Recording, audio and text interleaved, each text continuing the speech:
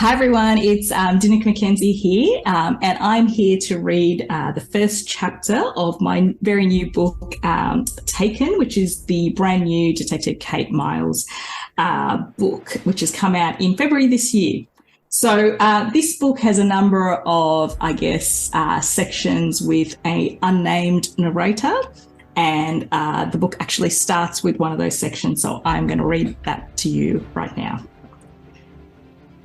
The need to touch the child is overwhelming. Just to graze my finger across her cherub cheek and her soft downy hair. She's asleep in a bassinet pram. Her little fist has wriggled itself out of the wrap and lies beside her face, a hair's breadth from her tiny, wrinkled ear.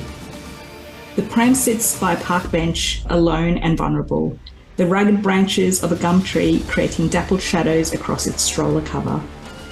The park is deserted in the afternoon, an empty swathe of grass, green and blunted, recently shorn. Where's the mother? Anyone who wants to can take the child. Whisk her away, no one will be the wiser. Her mother will be blamed, as she should be. Who leaves a newborn out in the open like this, without protection? A woman like that deserves everything she gets, that's what people would say. Just one more peek. A light hand on the bub's tightly wrapped form. Not enough to wake her, but enough to feel the soft rise and fall of her chest. Up and down, up and down. The sound of voices.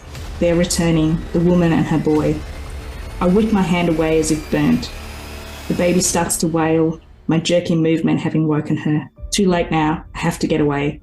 Don't be seen, don't get caught. Phone out, pretend to be scrolling, cap down over my eyes, an innocent passerby on their phone. Move away, but not too fast, slow and steady. Breathe, in and out, in and out. Once upon a time. Welcome to Australian Book Lovers, your destination for imagination.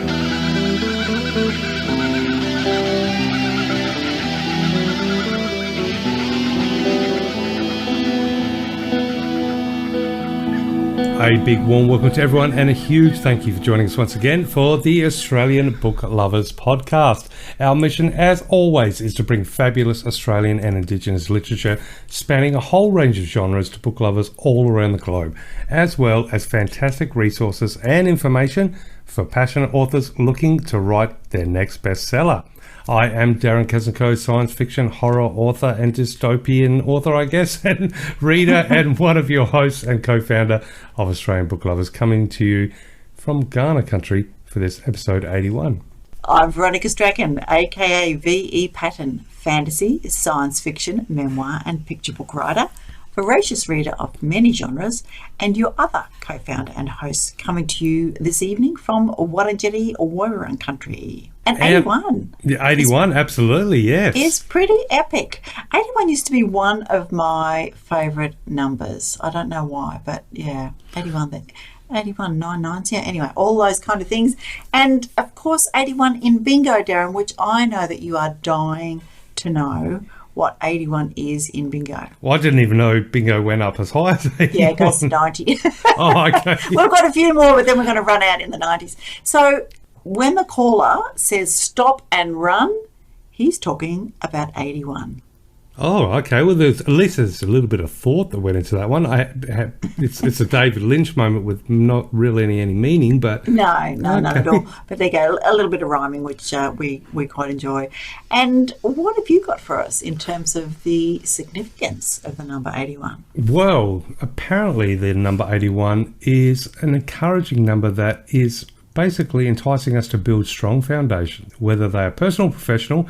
The relationships with the people in our life should be our source of strength and inspiration during good times and bad times. So 81 is asking us to treasure what we have with the people in our lives and show them just how much we value them. So there we go, that number 81. Yes. Yeah. Now, 81, we've got a very super cool interview. Maybe before I jump into some of the trivia in Australia 1981, who's our guest and who did you get to interview for this episode?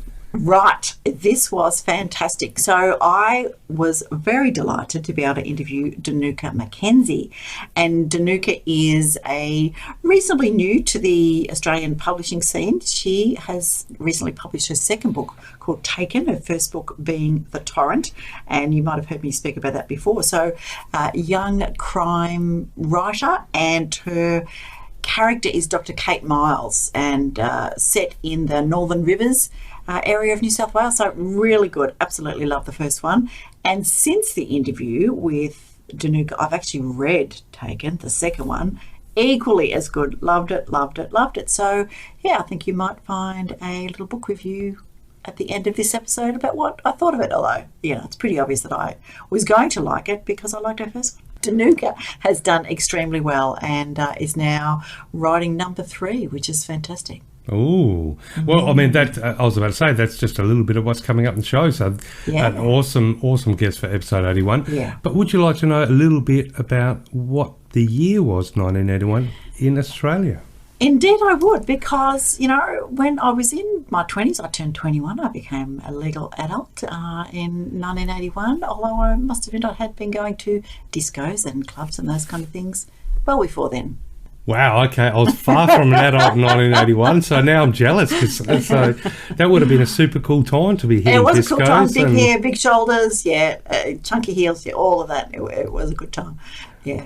I remember roller skating. In the 80s. My nightclub was a roller skating rink, at 3 in the afternoon. All right, what have you got for us? Yeah, some interesting stuff for 1981. So, first of all, the Townsville International Airport opened for the very first time. Obviously in Townsville, otherwise that would be a stupid name. But yeah, so that would open up a bit of the northern Queensland area to the rest of the world, which is awesome. In Sydney, for the very first time, a funnel web anti-venom was used, and that it took 22 years of development. But that was the very first time, which is pretty cool. I have seen funnel webs in real life. I'd hate to be bitten by one, but they're actually a little bit smaller than, because you always see images of these monster spiders, and so I was always expecting, when I was looking around from, like, where are these monsters? But no, they're kind of like a 50-cent piece, aren't they? Really? Yeah. But still, obviously dangerous. Anyway. Yes. Now, this one, I'll give you this one. 20th of February, Alice Springs coroner Dennis Barrett found that Azaria Chamberlain was actually killed by a dingo. Now, there's more coming for that one in this very same year, because of course it was such a strange case. But anyway, also in 1981, the New South Wales government's controversial election funding bill was introduced into Parliament, and it provoked hugely strong, should I say, opposition criticism, because the bill imposed stringent declaration conditions with political donations of more than $200, requiring a statement giving the name and address of donors. Oh, boo-hoo. You had to say where more than $200 came from, and there was an uproar. And that was back in 1981. I'll leave the rest up to you, dear listeners. Now, on the 26th of April, this is cool, and thank you, South Australia, the very first tethered flight of Defence Science and Technology Group's Hovrock rocket was carried out at Port Wakefield, right here in South Australia. Now, this also forms our inventions in Australia in 1981, because it was the world's first practical hovering rocket. How's that? There you go. Yes, so maybe there's a reason why just an hour or two further you've got an American base. That is for the tinfoil hats. For car lovers, in 1981, the 4 millionth Holden car left the GMH assembly line, so a bit of a celebration there. When it comes to banking, the National Bank of Australasia and the Commercial Banking Company of Sydney amalgamated to create the National Australia Bank. Now, also in 1981, not to be outdone, the Bank of New South Wales and the Commercial Bank of Australia Limited merged to form a new bank, which a little bit later began trading under the name of Westpac. So there we go. A couple of little banking icons have their origins there in 1981. I mentioned on the 20th of February, with the coroner found that Azaria Chamberlain was killed by dingo. Well, on the 20th of November, that same coroner's findings in relation to Azaria Chamberlain were quashed by Mr. Justice Toohey of the Supreme Court of the Northern Territory. And so a new inquest was ordered and began on 30th of November. It just, no wonder it was such fodder for great drama. It's such a bizarre event, and it's so difficult for the family. I mean, just because you forget at the centre of that was the little baby that was lost, and grieving, and but it was a media circus. It was ridiculous. And not to make light of what is definitely a serious subject, but there is somewhat, I think, a little bit of irony in the sense that, right or wrong, Australia kind of has this joke meme of late where everything's trying to kill you. Do you know what I mean? Like our spiders, our snakes. I mean, reality, koala bears aren't attacking us. And, so we definitely have deadly snakes and spiders, but we don't have bears and all that sort of stuff. But we do drop bears, of course. Of course, yes. But, the irony, there's the joke. Apparently everything's trying to kill us, but then when something did kill, we didn't believe it. That's right. And dingoes are, many of them, wild animals, and they are out to survive and be fed. Yeah, and they're big dogs too. But on a brighter note, when it comes to the Miles Franklin Award, the novel Bliss by Peter Carey was the winner for 1981. And when it comes to movies, two, I would say, very iconic Australian movies came out in 1981. And I suspect you know both of them pretty well, just as I and probably many of our listeners. Puberty Blues and Gallipoli. There you go. I did go and see Gallipoli. I didn't go and see Puberty Blues. Oh, but that was all about surfing and panel vans. And yeah. My first car was a panel van. There was no need for me to go and see a movie about it. Ah, but it was a good movie. But when it comes to television, did you know in 1981 A Country Practice made its debut? I loved A Country Practice. And what was the main star of A Country Practice? Oh, that would be Molly. No, it'd be Fatso the Wombat. Oh, Fatso the Wombat, yeah. That's true. Yeah, Fatso was pretty spectacular. But Molly was good too, yes. All right, and just to finish the year that was 1981 in Australia, we talked about the rocket, but there was another invention which, just highlights how fantastic the Australian inventions have been and the way we've shaped the world. Did you know the CPAP mask was invented? So Professor Colin Sullivan of the Sydney University developed what is the continuous positive airflow pressure mask. So hence its name CPAP. And it's become the most common treatment for sleep disordered breathing. It was commercialised in 1989 by Australian firm ResMed. And it's, which is currently one of the world's two largest suppliers of CPAP technology. Yes, so what a difference an Aussie can make. Indeed. Clever. Very clever. Well, there we go. There's a little snapshot of Australia in 1981. Excellent. Now, I've got some words for you. So, thinking in line with chatting with Dinuka later on. So I've got two lots of words for you. So the first three are from, as you know, my favourite Dictionary of Obscure Sorrows by John Koenig. And one of his chapters in his book, which is you can now buy the hard copy of, it's called Roll the Bones, and it's about uncertainty and chaos. And so three of the words from there I thought were quite interesting. So the first one is Olasy, which is A-U-L-A-S-Y, Olasy, whatever you like to pronounce it. And that is the sadness that there's no way to convey a very powerful memory to people who weren't there at the time. And I'd say that because the subject of Dinuka's book, Taken, is that a young baby, a 4-month-old baby, is taken from its crib when mum was in the shower. This is not a spoiler. And Kate Miles, who is the detective, has just had her own baby and her 4-month-old is at home. So I thought, that Olasy, that the sadness that there's no way to convey a powerful memory to people who weren't there at the time. But I think Dinuka McKenzie does a pretty good job. Okay, word number 2, keyframe. A moment that seemed innocuous at the time, but ended up marking a diversion into a strange new era of your life. It's set in motion not by a series of jolting epiphanies, but by tiny, imperceptible differences between one ordinary day and the next, until entire years of your memory can be compressed in a handful of indelible images, which prevents you from rewinding the past, but allows you to move forward without endless buffering. Yeah, that's a cool one.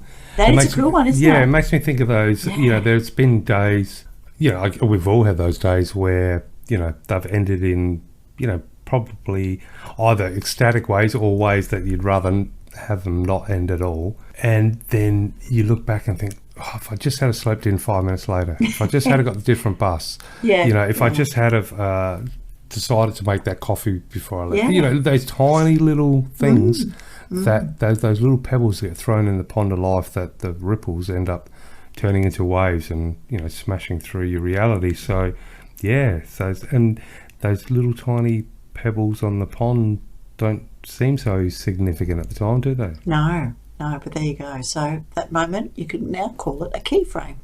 Oh, I like that, keyframe. The last one, there is an American and a British pronunciation. So for the Americans, it is Waldosia. For the Brits, it's Wallisia. And you'll know what we mean. So it's a condition characterised by scanning faces in a crowd, looking for a specific person who would have no reason to be there, but it's your brain's way of checking to see whether they're still in your life, subconsciously padding its emotional pockets before it leaves for the day. So where's Wally is the Wallisia, and where's Waldo, which is the American version. So I thought, why have they got to... Oh, I get it. So there you go. So, yes, if you're thinking, oh, that looks like so-and-so, no, it probably means that you haven't seen them for a while and you perhaps need to think about catching up. Yes, and I guess that leads to that strange... scenario where you're thinking of someone and the phone rings and it's them. Yes. Because maybe you've looked through the crowd. So often? Yeah, it does. It does happen enough to a point where we've all experienced it at some point, which is strange in itself. And you tell me we're not all connected via the ether or the the global internet, whatever you like to say. All right. Millions of years of DNA with shared memories. Exactly. I have 3 words for you from the book Otherworldly by Yi Lum Mak. And it's also illustrated by Kelsey Garrity Riley. And it's words both strange and lovely from around the world. So these are not, as John Koenig's book words are made up. These are in fact words, but some of them are from other languages. So I have, if I could say it in a Scottish accent, I'm not quite sure that this would come out. Anyway, dirl, which is to thrill, to vibrate, to tremble or quiver. So, dirl, I should be saying. Imagine you're rolling your R's. Well, I would also imagine that trying to pronounce that would cause you to quiver and it's in a physical manner as well. Finifugal. So, hating endings of someone who tries to avoid or prolong the final moments of a story, a relationship or some other journey. Oh, I must admit, sometimes when I'm reading a book, I get that I don't want it to end, and I get a little bit cranky. So maybe I'm actually getting finifugal. But then sometimes there's that catch-22. You don't want it to end, but then when it doesn't end, there's a frustration that comes. So maybe there's a word to come up with that one too. Yes, indeed there is. All right. Here is a word from Brazilian Portuguese. Café, which is running your fingers through the hair of someone you love. Isn't it beautiful to have an actual word for what we in English say, running your fingers through the hair of someone you love? I thought that was lovely. And one more, a noun from English, redomancy. Have you ever heard of that one? No, definitely not. So that's a noun, and it is the act of loving the one who loves you. A love returned in full. So there you go, redomancy. Oh, bit of a romantic word there. Yeah, and we've both just had, weekends away with our spouses. We could probably say we've been experiencing some redomancy. So there you go. Yes, in the blistering Arctic winds on the wild plains. In the thunderous rain of the Bellarine Peninsula. Yeah. That's exactly right, but still. With fighting seals, right. Yes. I think it's time for news, Darren. I think so, but thank you so much. There were some spectacular words. Yeah, I love language. It's just amazing. Yeah, and I love the idea of one word encapsulating a whole description. And I think maybe we'll have to start coming up with our own words. But in the meantime, let's jump to the news. Da-da-da-da-da.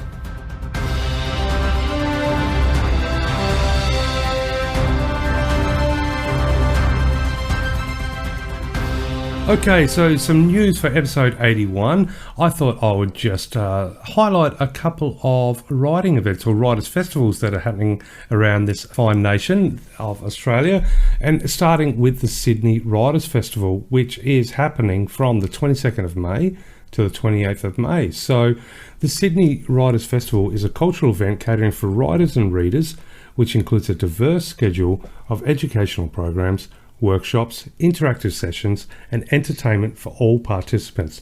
The festival offers over 400 events to reflect and encourage writers in Sydney's diverse community, and it has become a popular event that promotes new publications and encourages new writers to learn, expand their experiences, and grow within the industry. So once again, that is the Sydney Writers Festival, happening almost when this podcast comes out, the 22nd of May to the 28th of May. And you can learn more by visiting www.sydneypoint.com.au. So yeah, 400 events crammed into what is essentially, 5-6 days? That's pretty epic. It is a lot, yeah. And I tell you what, there is a lot for writers and readers to go to, because we've just finished the Melbourne Writers Festival, and before that we just had the Adelaide Writers Festival. So it's all on, peeps. Oh yeah, absolutely. For example, you got the Queenscliff Literary Festival, and that is beginning on the 12th of May, and that finishes on the 28th of May. So yes, a good stretch there. I was at Queenscliff last weekend and saw all the signs. I thought, damn it, I'm not there this weekend. You were there just a little bit ahead of schedule. Just ahead of schedule. And I can't go back because on that same Saturday night, we're booked in to go up to Kyneton to see or to listen to Tim Winton talk about his books and the environment as part of the things up there. So, yeah, it's all go. Well, for future references, Veronica, you might like to know that it's held each May. It is held each May, I know. Over 3 weekends. And the Queenscliff Literary Festival is a celebration of Australian writers, books and ideas in a program of events designed to entertain and stimulate. So this leisurely paced program of engaging conversations has been specially put together to give you the space and time to think here in this beautiful part of the world. So it began in 2015. The festival is run by Voluntary Committee of Management as a not-for-profit incorporated association, and they are proud to pay all participant fees based on the Australian Society of Authors recommended rates. So that is the Queenscliff Literary Festival. Starts Friday the 12th of May, ends Sunday the 28th of May. And you can visit, or should I say, you can learn more by visiting commontimes.com.au. So that's commontimes.com.au. Excellent. And the festivals don't stop there. I mean, who would have thought as the wind gets chilly, things start getting warmer? Or should I say, things start heating up. So the Capricorn Coast Writers Festival is kicking off on the 3rd of June, so that's a Saturday, and well, it's just for the weekend, it ends on the 4th of June, but still, it's going to be a good weekend, so it'll feel like 10 weekends in one. So this 3-day event brings eminent authors, publishers, readers and speakers of all genres to the region to participate in workshops, networking and in-depth panel discussions. This will be the 3rd Capricorn Coast Writers Festival, with previous festivals held in 2019 and 2021. I would have thought that's a given, but maybe they had them spread out. I don't know. Now, the festival draws writers, publishers, artists, readers, and others with an interest in literature and publishing from throughout the central Queensland region as well as interstate. The festival attracts prominent writers, artists, and publishers who help to deliver an informative and entertaining program of events. That is the Capricorn Coast Writers Festival, beginning Saturday, 3rd of June, ending Sunday the 4th of June. You can learn more once again at commontimes.com.au. And just before I finish my news, there is one more, and that is the NT Writers Festival. So there you go. It is just happening everywhere. It is, and that's good to hear that that's going again, because they did have a few stop-starts around COVID and weren't able to keep going. So I'm glad that NT is back on. Yeah, absolutely. And this one, it will be kicking off on the 1st of June and going to the 4th of June. So the 2023 NT Writers Festival returns to Mapantray or Alice Springs in beautiful Aruntree country for 4 days of talks, readings and immersive events celebrating story, language, ideas and culture shaped by place. Bringing people together to share stories, NT Writers Festival connects the best of NT writing with diverse voices from across the country. So this year, 2023, join a brilliant lineup of writers and thinkers as they explore the theme of Mwante Alawe, and I hope I pronounced that right. which I understand means listen deeply, okay? And in Larakari Bala, it means to light up or become light. So in the top end, in saltwater country, we are surrounded by spectacular displays of light, radiant sunsets, glistening waterfalls, dramatic lightning storms. To catch the light is both a pursuit and a fleeting moment that might only briefly illuminate the darkness. In times of multiple crisis, ecological, political, social, how can we find and hold on to glimmers of hope? How can we shed light on those parts of the past that have been forgotten or concealed? And what sparks might inspire a brighter future? NT Writers Festival 2023 is taking place at the Museum and Art Gallery of the NT and other special venues around Garmalung. So there we go. So there's definitely a light theme there, and I do apologise if I've mispronounced some stuff there, so new words for me. But there we go. So much there, so many festivals. So we've got the Sydney Writers Festival, we've got the Queenscliff Literary Festival, we have the Capricorn Writers Festival, and we have the NT Writers Festival. So what a huge thing to, all the stuff happening. Lots of no stuff. Excuses for if you're in any of those places to get out there and have a fantastic time. Indeed, and I've got one more for you to have a look at. So the 2023 Speculative Fiction Festival. So Writing New South Wales is organising that. Sadly, it's in Sydney. We had a brilliant festival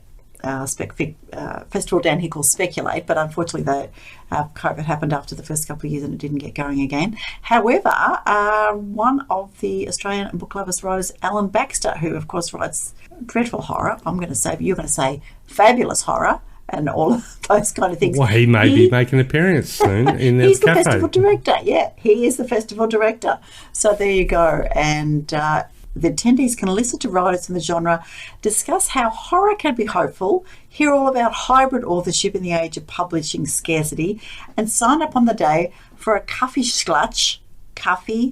Clutch, which is an intimate chat with our knowledgeable guests to ask them your burning questions. So there will be an I thought I had tough words to pronounce. I know, right? We're stretching our tongues today. The festival will explore fantasy, science fiction, dystopia, horror, and the myriad subgenres within the literature of imagination without borders. I really like that. So you're going to have leading authors, publishers, editors, and agents discussing craft, process, and opportunities, and offering valuable insights and tips on every aspect of publishing. So there you go.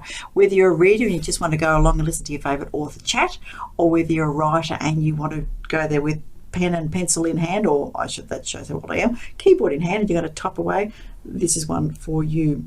Sadly, it's only one day and I can't quite afford to go to Sydney for just one day.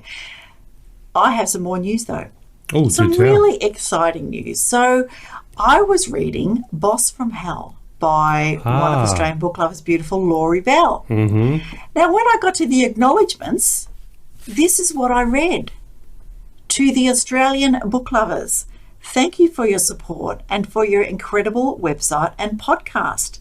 Veronica and Darren, you are amazing. Thank you for everything that you do. Readers, if you don't know about this website, I forgive you, but get onto it immediately. Aussie authors are the best. Whoa. How about that? That's pretty cool. And listeners, I had no idea. That's the first I've heard of it. Laurie, that is unreal. Thank you so much. I was just so thrilled. It just put their hands on the back of my neck. I thought, what? She's talking about us. In the book, she was talking about us. So there you go. And that's so cool. Not only that, but it was a brilliant book. It's, and really as a, lover and citizen of Melbourne, it's just perfect. There's, suburban train havoc and storms in winter and all sorts of things with a dash of the supernatural and the most amazing, grandmothers that you've ever met in your entire life. So if you are at all interested in speculative fiction or a good laugh or just a really good story, then Boss from Hell by Laurie Bell is one for you. And read her acknowledgements cover to cover, please, because we're in it. Oh, well, yeah, that's epic. So, epic. Once again, thanks so much, Laurie. That's a huge, beautiful surprise. Now, not only that, but Laurie also did a takeover interview for Hayley Walsh, who is another one of Australian book lovers' listeners and also one of our writers. And she also has her own podcast called the Right Words Podcast. And she got Laurie to do a takeover interview with an author, and they gave us a shout out there too, saying to their listeners that they enjoyed listening to us. So I listen to that. I don't get to listen to lots of episodes of everybody's, but I do try and listen when I can. And there you go. There we were being talked about again. So thank you to Hayley and Laurie. That was beautiful. And both spectacular ladies have always been so quick to join in and help out with the Australian Book Lovers podcast. Great writers, indeed. Thank you to all of our listeners who listen to our fluff and waffle that we carry on, and then of course the fabulous interviews with our great authors and all the exciting bits and pieces that we put together, because there are a lot of hours editing and organising with people and researching and all that kind of thing. So we really appreciate hearing that it is making a difference to people. So by all means, put some stars on your favourite podcasting platform, or leave us a review, or talk about us in the media. We are very happy to have any kind of publicity. All good, of course. Or send us your photos of your Australian Book Lovers podcast tattoos, and we'll send you a coffee cup. We'll send you a sticker. All right, I do have a couple of other things to mention too from WA. So, because I don't always get a Guernsey WA, because sometimes their news is a little bit behind us, because I miss that when their stuff comes out, because I'm already back at work. Now, the WA Premier's Reading Challenge began on May the 8th.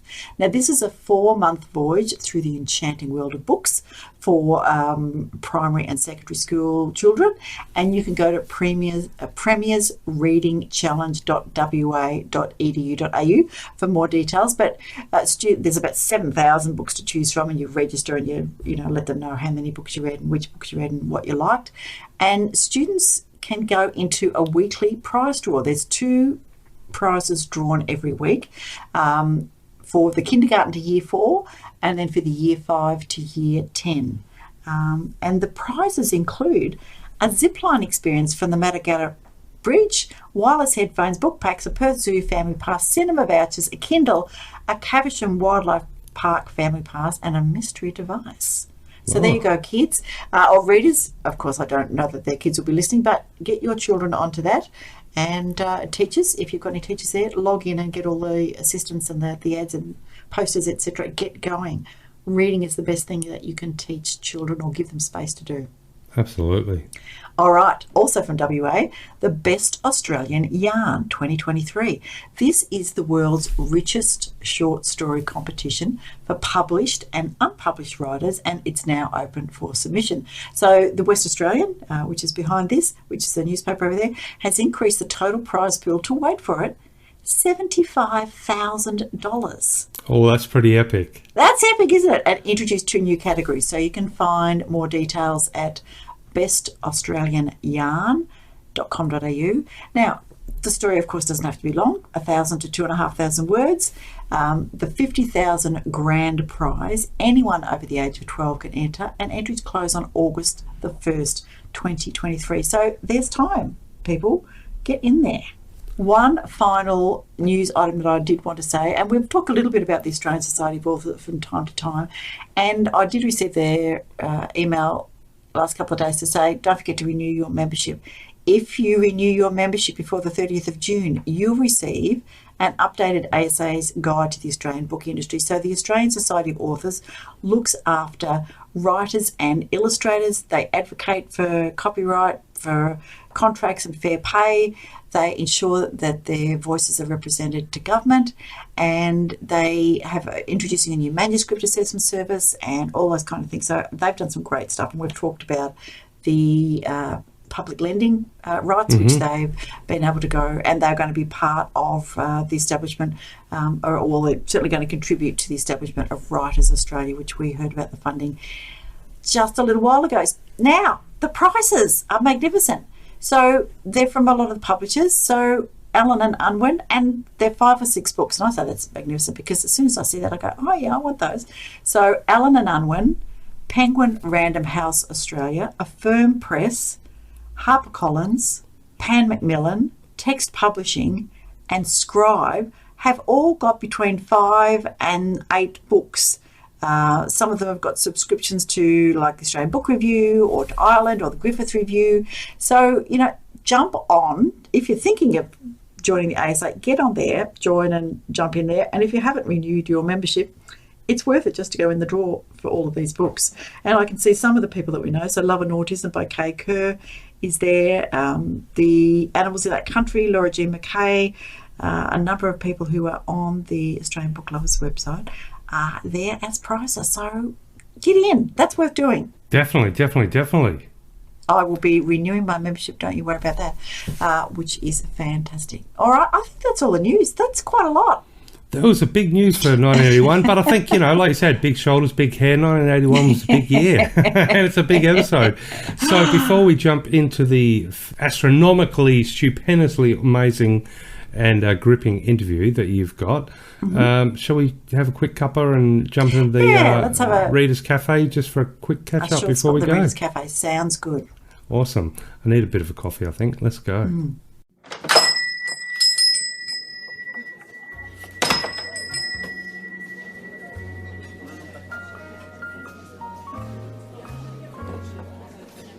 Okay, so my virtual cafe is increasingly getting more fireplaces as the temperature drops, so it's definitely becoming that cafe with the log fires and the rain on the window, and it's 2 o'clock in the afternoon, yet it's dark enough to be just before darkness, I suppose, twilight at 2 o'clock in the afternoon. But yeah, so I think I'm going to be sipping on in this cafe. You know what? I am going to do it. I'm going to break all the rules. I'm going to go for a good old-fashioned hot chocolate. What are you having? Okay, there you go. Well, that sounds very seasonal. And I must say that we have just started the fire, put the first log on and, lit the match under the kindling today because there's a number of days of 12 and 13 degrees coming up. Also, interestingly, you talked about twilight. At 1:45, the possums, we have several resident possums who my husband has made nice little houses for them so they don't have to, wreck his garage. But the first one thundered out across the roof at 5:45 today. Normally they don't get out till about 9 o'clock. So obviously the possums want to get out, get there, get back really quickly. So yes, chooks are going to bed earlier and possums coming out earlier. So there you go. In terms of the drink, I think I might go hot chocolate as well. I'm going to say a soy hot chocolate because, too much dairy plays havoc with me. So I'll do that. Yeah, why not? Although I don't normally have much sugar nowadays, and I don't have milk, so I drink black coffees. And yeah, it's just one of those things. I pretty much gave up sugar. Well, I still have sugar, but I just... Yeah, but I don't put it in anything. But it was funny because the other day, I don't know, I think, and I blame the cold weather. I was like, I feel hungry, so I went and got like a 15 pack of like those mini Snickers bars. Right. And while I was at work, to share around, and I thought, I'll have 1 or 2. But I think I ate 5, and then I got home.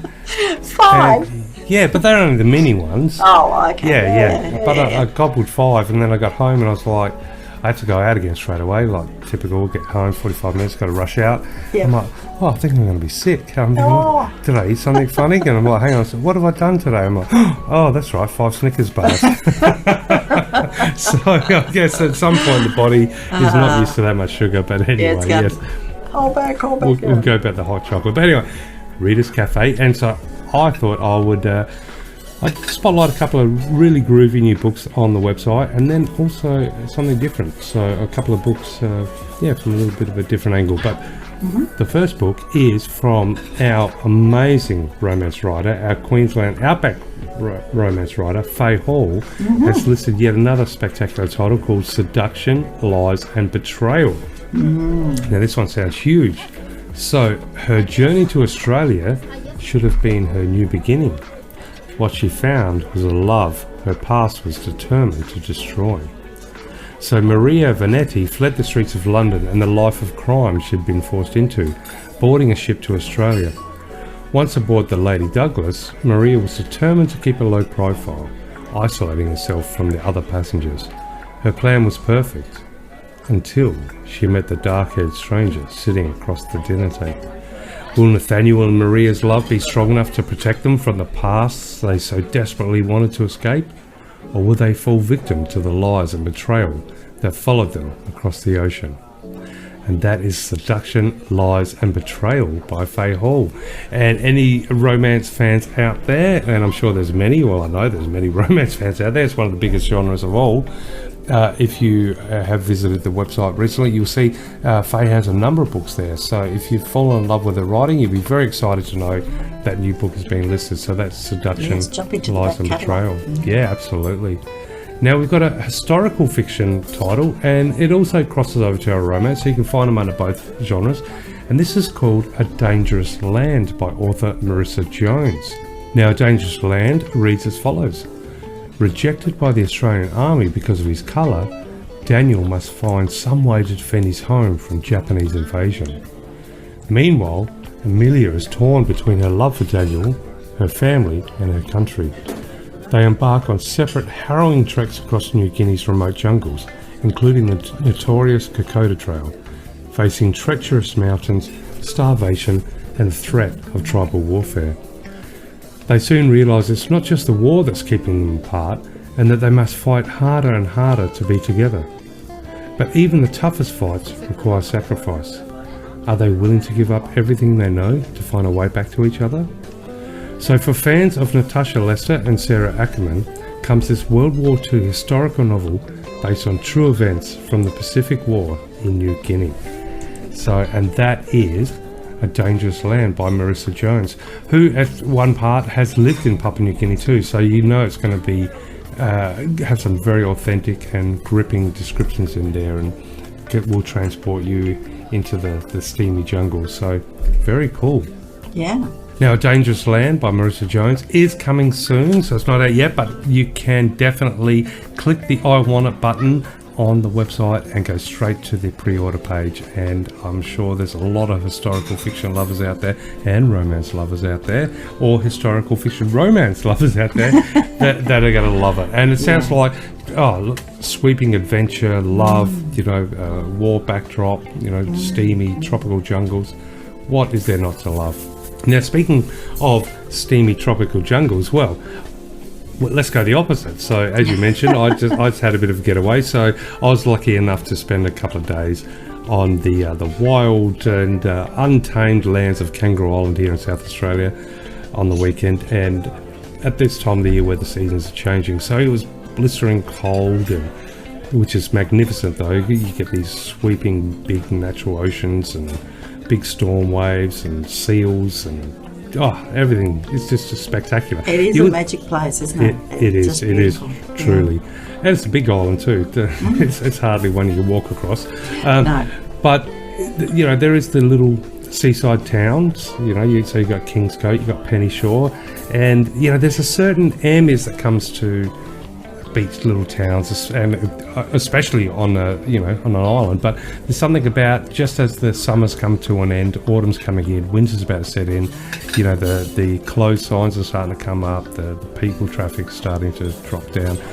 I don't know, something about those that atmosphere that I just love, and it's such an inspiration for me when it comes to writing and stuff. I mean, I was so lucky I got to climb a beautiful lighthouse, which was the first lighthouse in South Australia, but just to be the only ones to do it and stand up there and got those icy cold winds anyway.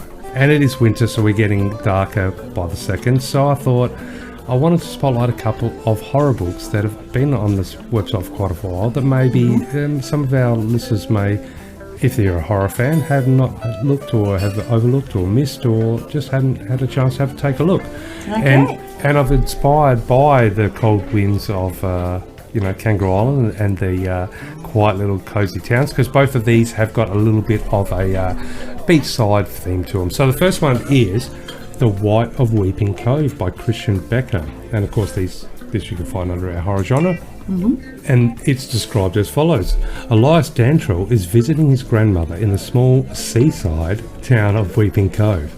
On travelling to the town, he is accompanied by two elderly people who warn him not to go out at night. Elias is unaware of a supernatural force residing in the ruined abbey, but his grandmother secretly does. She tells him the tale of a man called Garlett who lived in the town decades before. He was found hiding severed body parts and was burned alive after being caught. Yeah, that took a turn, didn't it? Good on you. Yeah. Elias soon realises that the townspeople are fully aware that a vampire has been living in their midst for hundreds of years. When the vampire, Luke, meets Elias, he convinces Elias to come to his ruins where he tells him his life story.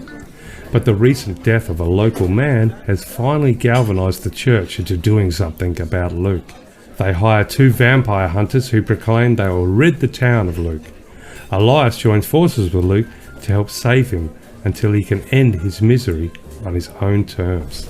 So there we go, to keep up Cherry with little that book. nice feeling of a cold seaside town. That is The White of Weeping Cove by Kristian Becker under horror. And yes, perfect reading if you find yourself in a beach town with only one shop open in the middle of winter. You perhaps don't read it at night, can I just say? Well, at least keep the fire burning so it's nice and bright. But the second one, which I wanted to spotlight, which is also about a seaside town to a certain point, is by none other than Alan Baxter, of course, the wonderful horror author you mentioned was in charge of the festival. And this book is called The Gulp. So strange things happen in the Gulp. The residents have grown used to it. The isolated Australian harbour town of Gulp is not like other places. Some maps don't even show it, and only outsiders use the full name. Everyone who lives there calls it the Gulp. The place has a habit of swallowing people. A truck driver thinks the stories about the Gulp are made up to scare him, until he gets there. Teenage siblings try to cover up the death of their mother, but their plans go drastically awry. A rock band invite 4 backpackers to a party at their house, where things get dangerously out of hand. A young man loses a drug shipment, and his boss gives him 48 hours to make good on his mistake. Under the blinking eye of the old lighthouse, lighthouse, there we go, it all ties in, a rock fisher makes the strangest catch of his life. 5 novellas, 5 descents into darkness. Welcome to the Gulp, where nothing is as it seems. So that is The Gulp by horror author Alan Baxter. So there we go, a couple of different horror stories to, if you are a lover of the beach in winter and those creepy, closed, quiet seaside towns, well, grab a couple of those. That's fantastic. There you go, probably not the book that I'd grab, but, I don't mind the odd little horror or a bit of a dark fantasy, but sometimes those are a little bit too real for me. See, both of these titles, I think, do you remember the old spindles, the turn spindles of the books that you find in the corner shops sometimes, like the corner delis, or I guess milk bars in Melbourne? This would be the perfect books, for my trip on KI, one of the only shops left, and the wind's howling outside, and and you're 4 people in the town, and you're spinning the spindle, and there you go. You see the White Weeping Cove or the Gulp. So thank you for those cheery ones. Well, I must say that I do read some dark stuff. I will admit to having read, excuse me, I am up to book number 50 of 125 for this year. And one of those was taken by about Detective Kate Miles, as we mentioned, by Dinuka McKenzie. I read Bittersweet, which is a really delightful one by Susan Cain, who is the author of Quiet, about the introvert's world. I read, of course, Boss from Hell by the fabulous Laurie Bell. That was a really good read. I read Dark Mode by Ashley Kalajian Blunt, who was in our last episode, and when her book came out, I got myself a copy of that, which is brilliant. And actually, I must say, I had 2 copies of Taken, because I gave one away. The Easter Bunny delivered one to one of the people staying at our place, so then I had to buy myself a new one. But anyway, such is life. Dark Mode, really good, also very gruesome. So there you go. And Boss from Hell, it's a little bit gruesome in there, I'll just say. And so for just some lighter entertainment, City of Storms, which is I am part of the book club, and sometimes the deals I get some little short sci-fi or fantasy ones, which are really easy to read while you're sitting waiting in waiting rooms. It doesn't matter if you miss a bit, but these couple were quite good, so I gave 4 stars to City of Storms by Kat Ross, and Throwing Shade, which is Magic After Midlife number 1 by Deborah Wild, also pretty good. Also got 4 stars. So there you go, 50 out of 125. That's not bad. That's pretty epic. I'm just pretty sitting here epic. thinking, I want to squeeze an extra 12 hours into a day because But I read absolutely everywhere. If I'm going out to feed the chooks, I've got the earbuds in, listening. Even if I'm driving down the street, I'm not listening to the radio. I put the book on the car. I read before I go to sleep. I do a little reading first thing in the morning. On my lunch break, that's what I'm doing, is reading. So, and I am a fast reader. I will admit that I do whiz through them. But there you go. So we better get on, Darren. We've got. I'm going to select my hot chocolate and Yes. I'm going to leave the marshmallow because I hatch. learned my lesson from the 5 Snickers bars. I'm not going to eat that. Leave the chocolate in the bottom and no marshmallows. That's exactly right. That's right. And let's step out and I'll let you introduce the wonderful guests we have. Excellent.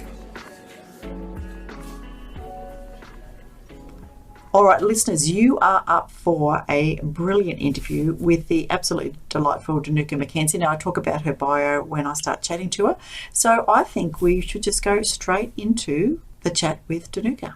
Nothing better than a little bit of a crime discussion, or crime and mystery, Yes. should I say, We covered lots. a wintry night. Yes, Yeah. let's do it.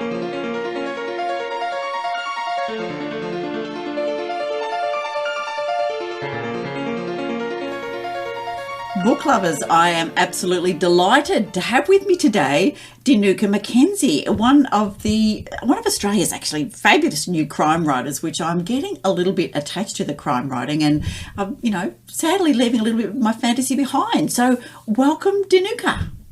Hi, Veronica. It's so lovely to be here. Thanks so much for having me. No, you are most welcome. I was very excited when we got to list your books, The Torrent and Taken, on the website. Can you tell me, first of all, today, where are you? Whose country are you on today? Yes, so I am coming to you from beautiful Darwin country in South Sydney. So both these books, Taken and The Torrent, were both conceived and written on this beautiful country. So I do want to pay my respects to elders past, present and emerging. That's beautiful. I love the conceive. That kind of fits perfectly in with the whole of the books that you're writing. I'm not going to mention too much. We'll get into that later. I am today on Wurundjeri country down in Victoria. So Woiwurrung clan are the part of the Kulin Nation where I am at the moment, and that's where most of the recording for me goes on. Dinuka, so many things that I would love to chat to you about, and I'm going to start with, when did you first admit that you were a writer? So that's an interesting question. I mean, I think, even now I'm still a little bit, not that confident in saying that I'm a writer, although probably I am a bit more now. I think 2 published books is Yeah, exactly. After 2 books, yes. But I still feel the need to say that, but I still have my sole trader thing that I can go back to for environmental consulting if I need to. I feel like I still have to have the fallback. It's so funny the things we do, in our own little brains to make ourselves I feel okay about the things we do. But anyway, so look, certainly when I wrote my first novel, I did that in complete secret. Yes, because it was very much, I guess, something for myself and something I did, trying to really have a place for myself at the time. And so it was almost sort of like a bit of a bet with myself, if you will, to see if I could kind of do it. Right. And then I think what happened was I entered it into some sort of competition or something, or I wanted some feedback. And, it was kind of too hard to have that conversation with every single person, So I remember sort of sending a bit of a group text out to some of my very close family and friends to say, hey, would you like to read this? And, also, hey, I wrote this novel. It was sort of like this Band-Aid, I could tell everyone at one time, rather than having to have the same conversation and go, by the way, in the last kind of 8 months I wrote this novel. It was too vulnerable to have that conversation sort of 10 times over. So I kind of did that. And then a lot of people, and nobody actually batted an eyelid. They were, I think, because I was such a big reader and they were so used to reading, I don't think they literally did not bat an eyelid. And they went, I'd love to read it type thing. So it wasn't such a big leap for them to see you there. No, for them it wasn't. But I think for me, it is still such a vulnerable thing, because sharing, I think putting yourself out there and putting your words out there, it is you're sharing so much of yourself, even though you don't realize, half the time, but you are sharing a lot of yourself. And so I think it is still quite a vulnerable thing. And, just admitting that to yourself and to the outer world, it's a step. It's definitely a step. And Yeah. I think that sending it via text was a really smart move, because then you don't have to see those kind of quizzical look on some people's faces where they go, but aren't you, what, are you doing what? And also they have time to come up with a good response rather than exactly seeing the face. So they have time to process it and they go, right, we can write a nice polite reply back that doesn't show my shock and horror. That's it. And fully supportive, which is a good thing, Yes, we fully supported this new direction you're heading in, Dinuka. But look, it does take a little to get over the imposter syndrome, syndrome, I beg your pardon. Absolutely. Now, let's look at a little bit around the books that you've written, because you've got some other writing as well, but I really want to focus on The Torrent and Taken. And I absolutely love The Torrent. I just have to be a little bit fangirl here and say really enjoyed it, because I'd been, I think we're on Twitter doing Ozrights and a few other bits and pieces, and I thought, oh, this looks good. So I read The Torrent. I love, based in Australia, I love rural towns, living by myself, all those kind of things, and with a really strong female protagonist. I thought, yes, this is one for me to read. So, listeners, let me just read you the blurb for The Torrent. A loving husband lost to devastating summer floods. A teenage girl injured during a robbery. Two seemingly unconnected cases that will push a detective to the brink. An atmospheric, compelling new voice in Australian crime fiction. In northern New South Wales, heavily pregnant and a week away from maternity leave, Detective Sergeant Kate Miles is exhausted and counting down the days. But a violent hold-up at a local fast food restaurant with unsettling connections to her own past means that her final days will be anything but straightforward. When a second case is dumped on her lap, the closed case of a man drowned in recent summer floods, what begins as a simple, informal review quickly grows into something more complicated. Kate can either write the report that's expected of her or investigate the case the way she wants to. As secrets and betrayals pile up and the needs of her own family intervene, how far is Kate prepared to push to discover the truth? Dun dun dun! Dun dun dun! Yeah! It is fantastic. Now, this won the HarperCollins Australian 2020 Banjo Prize and was published in 2022, which is lovely. Where did this start from? So you in secret, wrote this first manuscript, but what made you think, I'm going to write, and I'm going to write this brilliantly engaging, relatable, Detective Kate Miles, and where did it come from? Tell me some of the bits that went in. Wow. Okay. So, look, I think definitely the seed of the idea for The Torrent was very much actually, way back in the 2010-11 floods, actually, the big floods that came before the 2021. I mean, now when we say floods, we think 2021 floods, but before that, the big floods were, a decade before that. So, and so certainly for me as a migrant to Australia, I came here in sort of the early 1990s, and I had really only have experienced Australia in drought, really, and to me that was really my first experience of seeing Australia in flood, and really seeing those images on TV, with the Brisbane River flooding. So that those images stayed with me, and then later when I started writing, that is what came back to me, and I thought, wouldn't a flood be a great place to, hide a crime? So that was the seed of the idea that happened there.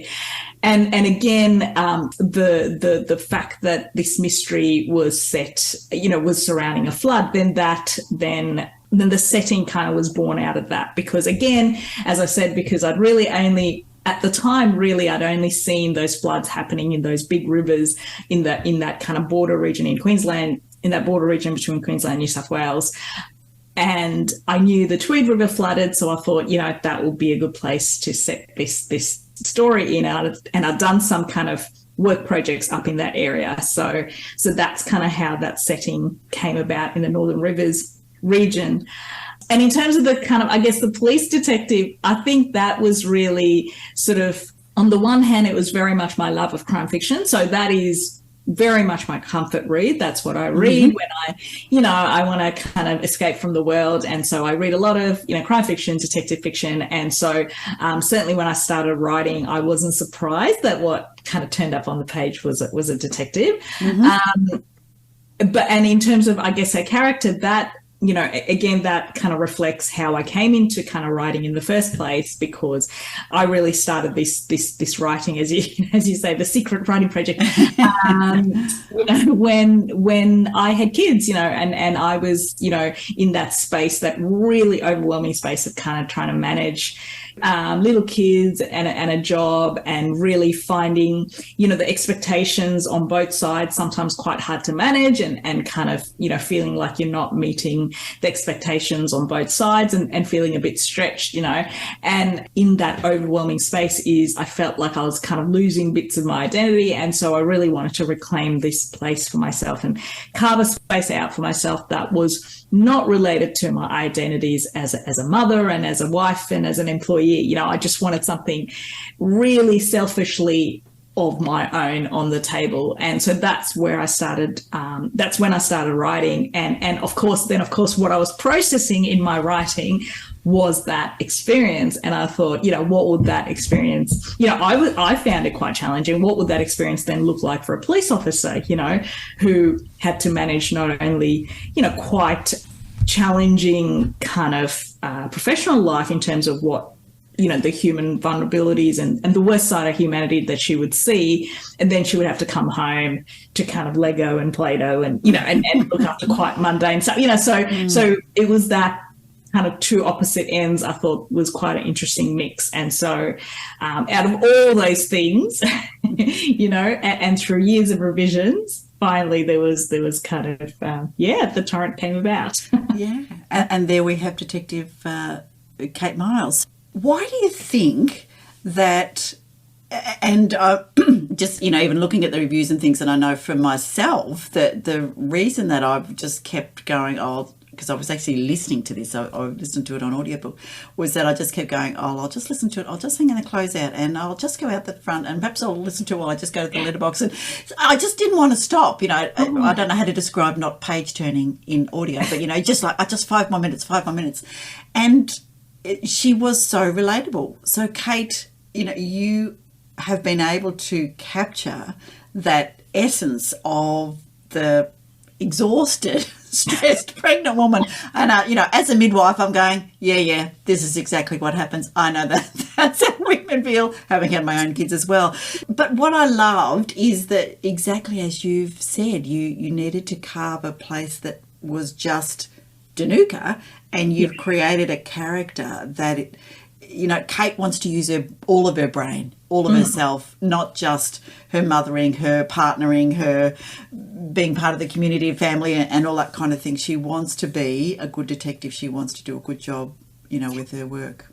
Yeah, absolutely. And I think that idea of relatability really, and I think, hits for a lot of readers. I've had that feedback from quite a few readers. And I think, especially for women, who have had that kind of career path and who have, spent years kind of studying and building a career, for themselves and being really good at it and being kind of professionally having an identity there and having, professionally very competent and to a certain extent ambitious. Then you reach motherhood, and I guess the equivalent case for a male person wouldn't, they would just continue on with their career, type thing. Yes, they would have, they would be apparent, the obstacles to kind of their profession wouldn't be as stark, or the decisions that they're suddenly faced with wouldn't be as stark. And so I have this, I guess for Kate, she is very good at her job and she is very competent and she loves being a detective. And so she wants to keep pursuing that, but that does not necessarily, that does not mean she doesn't love her family, but she wants to, try and give those things both her attention. And I guess I was exploring the fact that, it's almost an impossible task, because we all, we're sold this version that people can do it all. And in fact, most of life is a series of compromises, and us kind of coming to terms with that fact, because I think, the older I get, I guess I just work out that, actually every action you make with whatever intentions, the best of intentions, it can never have a completely positive result or a completely negative result. There's always it will be a compromised result. For some people it would be the best things, for other people it wouldn't be. And so that's just life. And I think it's this idea of putting that experience inside the genre of a traditional crime fiction, detective fiction, trope, because usually in that traditional kind of crime fiction trope, it's very much, it's usually male, it's usually a person who is childless and single and is single for a reason so he can have all the adventures and, and if he does have children, certainly someone else is looking after those kids and they're off the page because that experience is not considered important enough or interesting enough to be front of page, and I thought, well, actually, many families, and whatever type of that family makeup of, partners who are just kind of in there together trying to make it work, whatever that looks like. In this case, it's Kate and Jeff, who's, basically a full-time dad.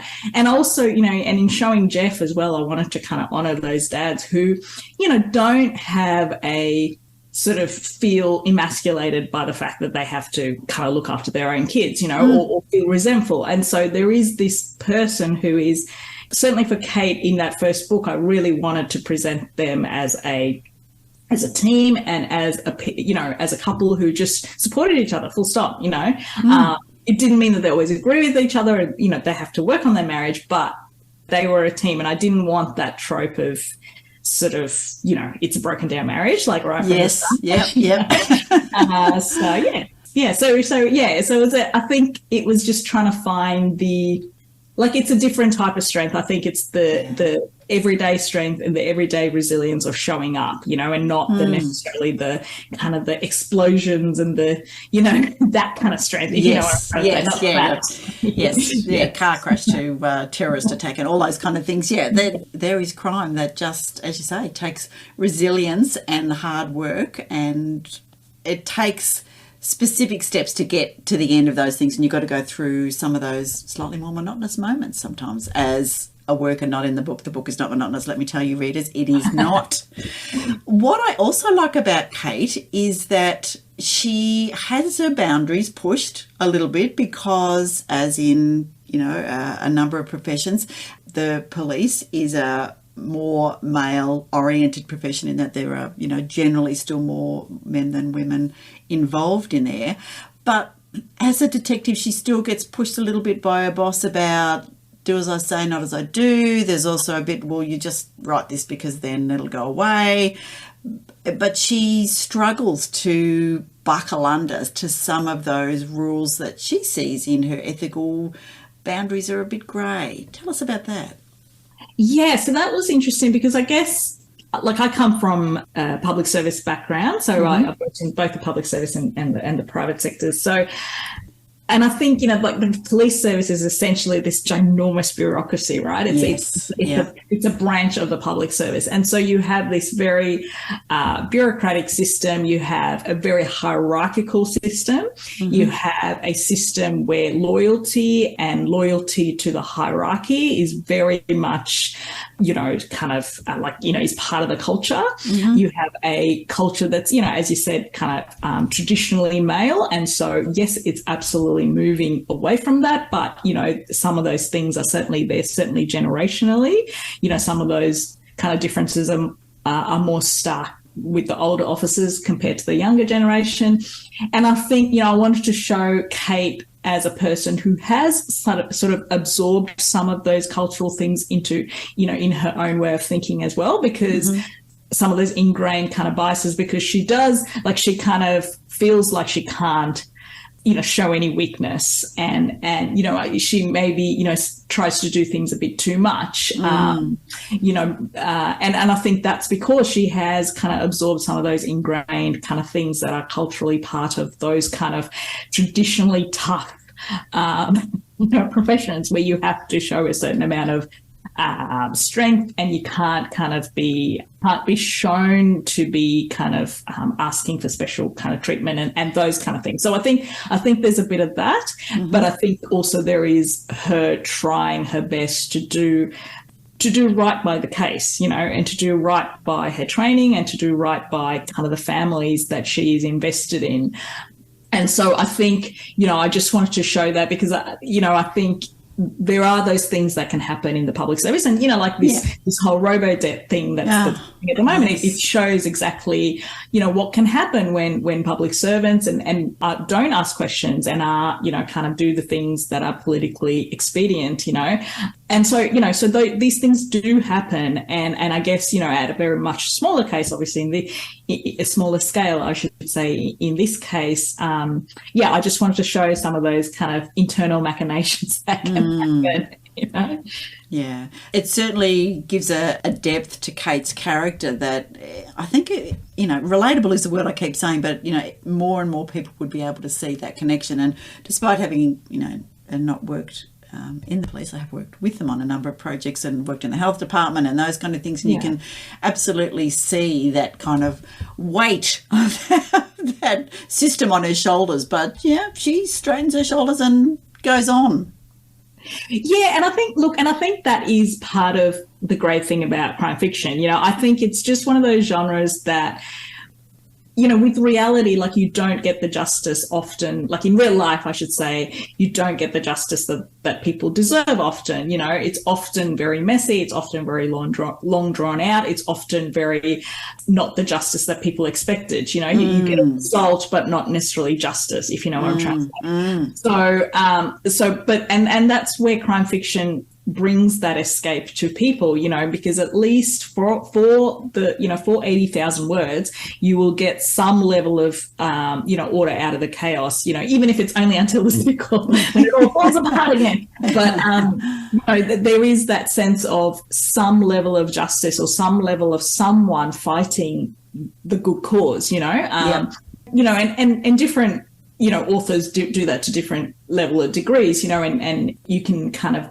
take that to different extremes, and that's the great thing about crime fiction, because I think you can do that kind of order out of chaos thing, but also kind of reflect, hold that mirror up to society and reflect back issues, contemporary issues. So whether it be the most structural issues around racism or, structural inequality or, those kind of bigger issues, you can have those strands kind of threaded through that and still talk about those things, but ultimately provide a sense of kind of some form of resolution, to readers, which is, I think, why people, keep coming back to crime fiction as a genre.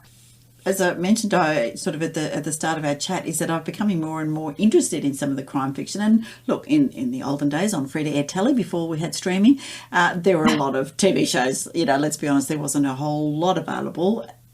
Since we've had streaming, I'm now able to indulge my view for fantasy and that kind of thing. But I do find myself kind of sliding back to some of the crime stuff. And why is it, do you think, that people like crime, and particularly like police procedurals? I'm thinking, Law and Order, and chatting with Ashley Kalajian-Blunt, who admitted to, when she was researching, watching like 400 episodes of one of the Law and Order things. So she really had the templates, in her mind when she wrote her book Dark Mode, which is another one on my list. But anyway, yes, incredible. Yes, I love that book. Yes, oh, good, really copy of it, and it's amazing. Very good. Yeah, but as you say, I think the great thing about crime fiction, as you say, I think there is that puzzle part of it. So I think that's a real, something that really draws readers into it. And I think there is that resolution part of it, because ultimately it is an escape. So you are trying to escape into a world which is a kind of a version of the universe you live in, but is a version where you're more likely to get kind of a bit of a resolution, because really in reality, in real life, these kind of cases get dragged on for, years and years, in trials, the victims often get re-traumatized, Yes. Families are put under intense media pressure, and really the experience of the justice system for most people is not this kind of the version that is shown in Law and Order, where but I think people yearn that, people are yearning for that that comfort. And so in that sense, I think crime fiction does provide that version of the world for people. I love it as a reader, and I enjoy doing that as a writer as well. But it has to be a combination of all of that. So there has to be the puzzle. I think there has to be some sort of descent into darkness, in the sense that the whole point of crime fiction is that you can explore the darker side of human nature. I think as writers, we are all trying to write about all the various behaviors that human beings, engage in, all the wonderful things we do to each other, and also all the awful things we do to each other. And obviously crime sits in that, that darker end of that morality. And so you get to kind of experience that darkness from the, the comfort of your own home. You get to kind of, I guess, potentially explore flawed morality and kind of those, that side of things in a novel, where you might not be able to do that in real life. Like often when we're having real life conversations about morally hard questions, we have already made up our minds, and we're just kind of waiting for the other person to stop speaking so we can give them our own version of what the truth is, our own arguments. We're not really listening to the other person. But in fiction, your defenses are down, because you're not fighting with anyone, you're not arguing with anyone, you're just allowing yourself to go into the world of a book, of a fiction narrative. And so you're far more likely to be open to the experiences of people that you may not necessarily sit down in the pub with in real life, and not necessarily condoning any of their actions, however, get to a place of, I think, empathy or understanding of how a person could get to the point they do, and again, condoning the actions. So I think crime fiction, when done well and when done compellingly, allows you to go to those places and takes readers, to those places in a far more, and kind of allows you to go there in a way that, say, potentially nonfiction or those kind of things don't. Because again, when you're choosing nonfiction, you would most likely go for the books that you already leaning towards anyway, in terms of your kind of politics, etc. So I think that with crime fiction, you have that order out of chaos, the mirror to society, the puzzle, and the kind of the descent to darkness, and all four elements, I think, mixed together, gives you this narrative that people just want to, I guess, keep coming back to. Yes, keep coming back to, and keep turning the page. And of course, if you want to hear more of Dinuka's work, then you need to start thinking about purchasing Taken. Taken, here's the blurb, listeners. A parent's worst nightmare. A case that's too close to home.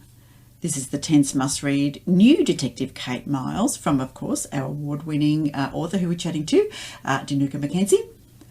I was in the shower. I left Sienna in her bassinet. When I got out, she was gone. Now, can I just say before we go into the blurb that when I had my first child, that was the absolute worst thing. I had days when I thought, I just can't have a shower because I have to wait until my hubby gets home, because what if she cries? What if she does this? And I was a midwife. I should have known better that, of course, she would be all right. But no, you just worry about just leaving them alone. Anyway, back to the blurb. Detective Sergeant Kate Miles is back from maternity leave and struggling on multiple fronts. The pressures of a second child, financial strain from her husband losing his job, and a corruption scandal that may involve her father. When an infant goes missing, Kate finds herself fronting a high-profile and emotionally fraught case. Was baby Sienna removed from her bassinet by an unknown abductor, or is the answer much closer to home? Amidst a frenzied media demanding answers and a station chief looking for any reason to remove her from the investigation, Kate is pushed to her limits, pulled between the competing demands of the family at the centre of the case and her own spiralling personal life. Right. So if you wanted to up the stakes for poor old Kate, here she goes. And such a really difficult, poignant, everybody's got to relate to that, even if you don't necessarily like crime. And yes, without giving us any spoilers, where does Kate go in this book? What happens to her? Where do you see her evolving, I guess?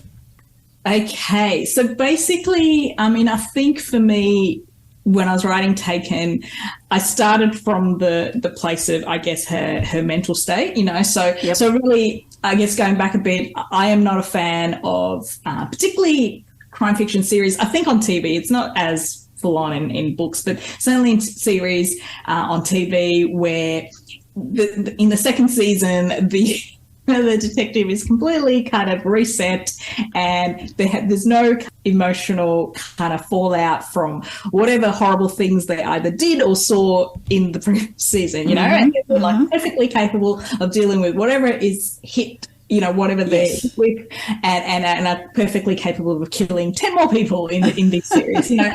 And so, you know what I mean? They're just like there's no effect. And so I felt like I did not want that for Kate. You know, I think she went through some stuff at the end of The Torrent, and people who have read The Torrent will know exactly what I'm talking about. And so I felt like that has to be reflected in her experience, you know. And so she is struggling with emotional kind of fallout from, you know, how her bub came into the world and all the stuff that happened to her at the end of The Torrent. And so that is the thing that is her vulnerability in this book, you know. And so that's the thing that kind of makes her edgy, and that's her vulnerabilities are around her child. And so, of course, if that's your vulnerability, then what's the thing that's going to push you the most is obviously a case involving another child going missing. So, you know, so unfortunately I am that awful human being that went, hey, what's the thing that's going to push Kate the most when she's already kind of a bit jittery about, you know, certain issues? Yes, maybe a case about a child. So that's what I gave her. And so, yes, so but essentially in this book, she feels this immense kind of emotional need to find this child, because she absolutely knows how this mother feels, because she's literally in that same spot herself at that moment. So she's got a 4-month-old, sorry, and the child that goes missing is also 4 months. So she really feels like, okay, this could literally be happening to me, and I cannot rest until this child is found. And what that means is that means that she's doing all these hours at work, and her real child back at home, you know, is awaiting her attention. So that places tensions in her relationship with her husband. And so it is again that push and pull of work life and family life, but you know, amped up 100-fold because you're in new parent mode. So everything is worse on new parent mode. Was easy to tap into by the sounds of that. Well, yeah, look, I think at the time I was writing the second book, my youngest was around 3, I think, or, you know, and so it wasn't like massively close, but at the same time, those experiences were still quite vivid to me. Yeah. And I also felt that, you know, I don't think I would have honestly been able to write it when they were tiny babies, because this is a book about babies, and you know, it would be too close. So, so I did actually need that separation in terms of distance for my kids themselves to be much older when I was writing this book, but the experiences to still be, you know, fairly close of mine to still kind of be able to tap into it. Yeah. Tell me, was it harder or easier to write a sequel? Did you find, like, the first book obviously, you know, takes a few years and there's a lot that you're learning about writing, etc., and all those kind of things. Tell me the difference between writing The Torrent versus Taken. Yeah, look, I mean, I think with, you know, I guess with series, you know, you have the benefit, I guess, of the characters and the setting already there, but I guess you can't, you have to then say something more about those characters, you know, and that it has to be emotionally true to their journey. So it can't be some, you know, brand new thing that you suddenly kind of impose on them that feels not true to their character. So I think with series, it's sort of like you in that first book, you are setting the chess pieces in a way, and you are setting the rules of that universe that you're creating, so in the Kate Miles universe, these are the rules. And so for readers who know Kate and who are really invested in Kate, would notice if suddenly, this character that I said she was, had a real issue with, suddenly she's best friends with, or whatever, I'm going against the rules of that I have set up. So I think if you're doing that series, you do have to, take your characters on a broader emotional arc, but that emotional arc has to be true to the rules and to the emotional truth that you set up in the first place. And there is advantage, again, because you already kind of know them, the readers kind of know them, but you still, I guess the challenge is to still make a compelling standalone mystery that readers who haven't yet discovered Kate can still kind of drop into the story at any point and go, yep, it's still a compelling character. I'm still invested in this character, even though I didn't know, the story that came before. So it's still, I think, needs to, all of the characters in the story and everything needs to stand on its 2 feet, so that someone who hasn't read the torrent is still able to pick up Taken and read it, be invested in the story, get into the characters, and not have to know her backstory. You know what I mean? So yeah. But why they wouldn't then go and buy the torrent, I don't know. Yeah. But then you do, it is that lovely thing where you kind of come into a series, and I've done that, where you come into the series kind of midway, and then you're like, there's all this backlist that I can now explore and kind of, which is kind of this lovely thing that you can give to the readers. But I think particularly close readers of characters that they really love, they can tell if you're sort of going off the arc a bit. And so those are the challenges and the benefits, I guess. Too true. And remembering that you've given somebody green eyes or brown eyes or whatever. Well, those little things will trip you up, won't they? This is true. Yeah, this is true because, the advantage of, series is, okay, yes, you have like a readership already, or you built this readership, but then the challenge of that is to not annoy our readership. What is she thinking? What has she done here? That's right, because they're really invested in a character. So if they really are invested in a character, they, as I said, they will know if you are taking them in a direction that is not true to the rules that you've set up. So I think those are the things I think you need to be aware of in terms of series creation. Yeah.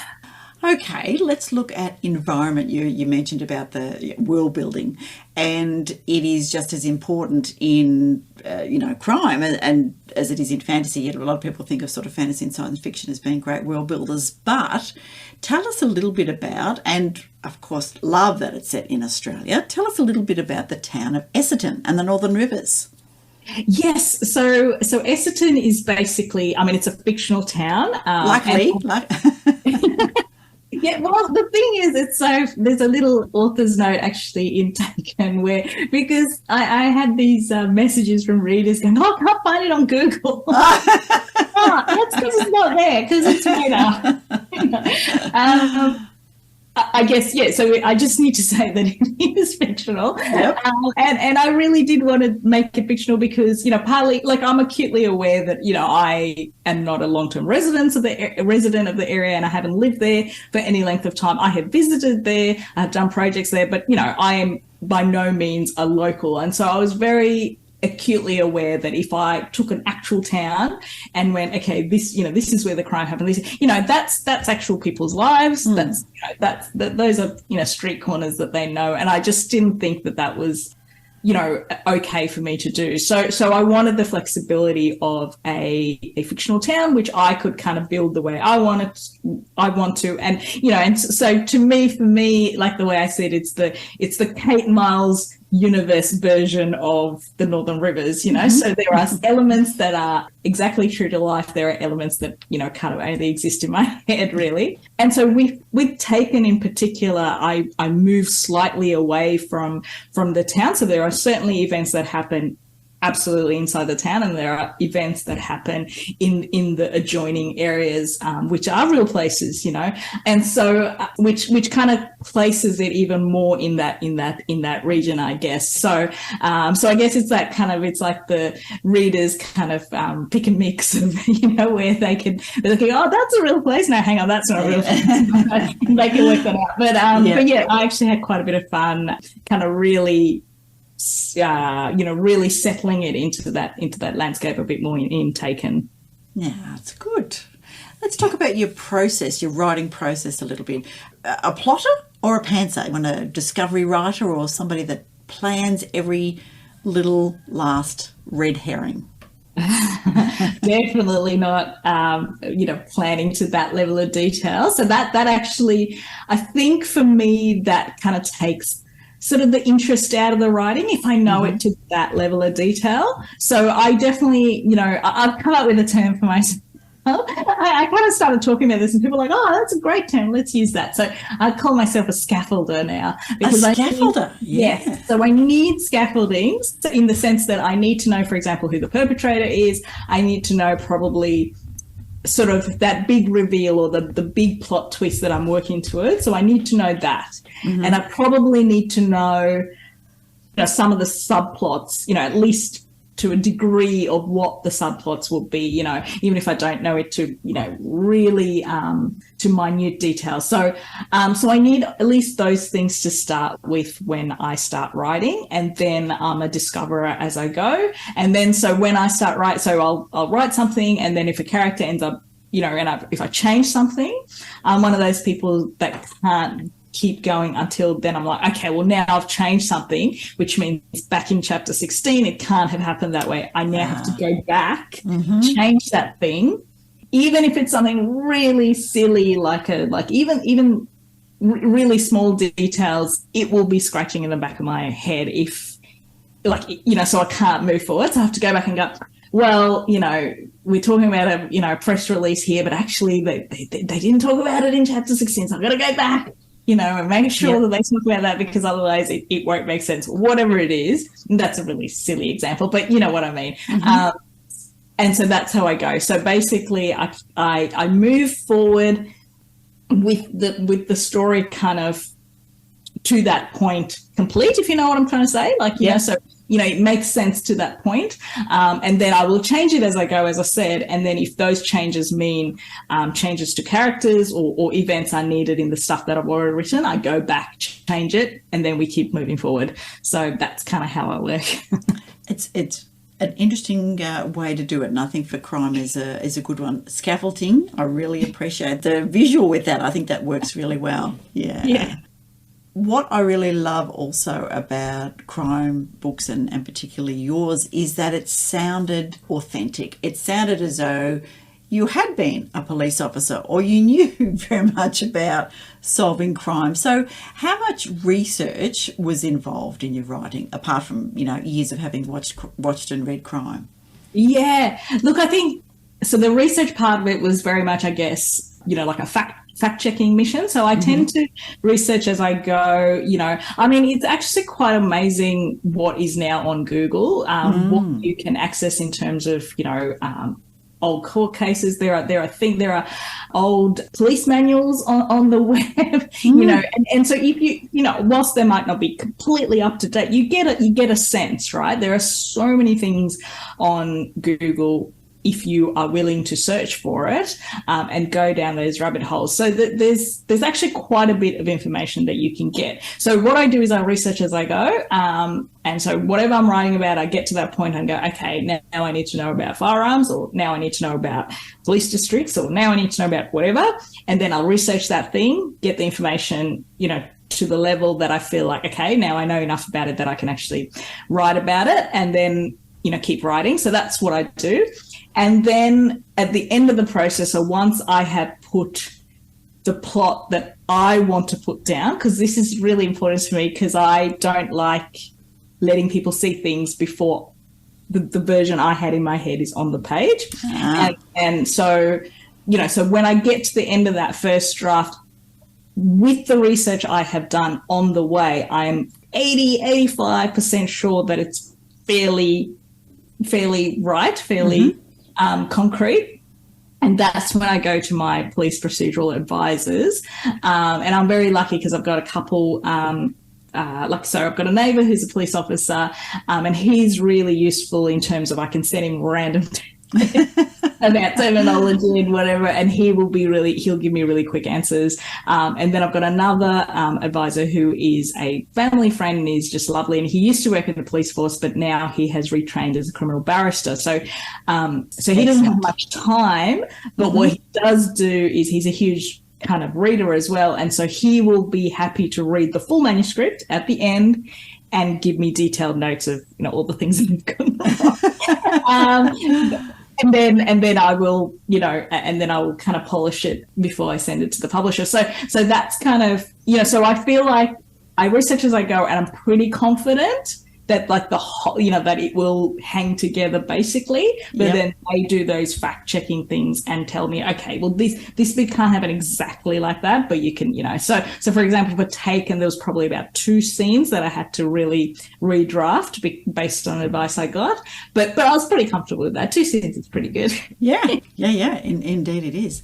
And great contacts to have. Yes, absolutely. No, they're amazing. They are I wouldn't be able to do it without them. And for Taken as well, there's kind of forensic details. So again, I have a sister-in-law. She works in the medical field, and so she got me a forensic contact with New South Wales Health, he's actually since moved on to Queensland, but still, again, the forensic stays the same. So yes. I can still go to him, and so it's been great. Like you find all these people, and they help you out, get all the details right.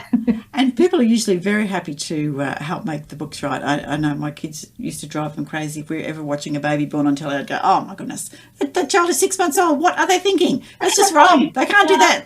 So yes, they would hate you watching anything where your particular expertise was challenged. So yeah. I know. Okay, a couple more questions. Is there a message in the book, or what do you think is the main message? And, you mentioned, yep, absolutely, this is a police procedural, but Kate has things to say. So what do you think is the main message? Look, I think both books are, that kind of contemporary kind of exploration of like the experience of women, managing work and family. I think if there's an overall theme kind of running through both books, that will be it. And I think Kate's experience, which is so common to, so many women, of that experience of just wearing multiple hats, being a wife, mother, daughter, employee, and meeting all those various hats for, so many people and wearing that care role for so many people, and, juggling multiple kind of calendars in your head, your child kind of, school calendar and your work calendar and all those things that you're juggling constantly in your head. That experience is kind of, I think, the experience that I explore in the book. So I think, if there is an overall theme, I would say that's probably it. Yeah. And it's a good one. All right. You know what response that I've had to your writing? What's the best response you've ever had? Oh, that was, So as I said, I've had incredible responses to people who just, adore Kate and have really kind of related to her. But I think I had this lovely kind of message from this reader who said, she hasn't read a book, or she hasn't really picked up a book since she left school, and I think she, she's a mum and has kids, etc. And and the torrent kind of got her back into reading, she said. So that was pretty. That is brilliant feedback. Yeah, that's because reading is such a joy, isn't it? Yes, exactly. And that, to be able to do that for a reader, that's quite special, actually. Yeah. Tell me, how much of your environmental work has slipped between the pages, or is scaffolding some of your writing? Yeah, look,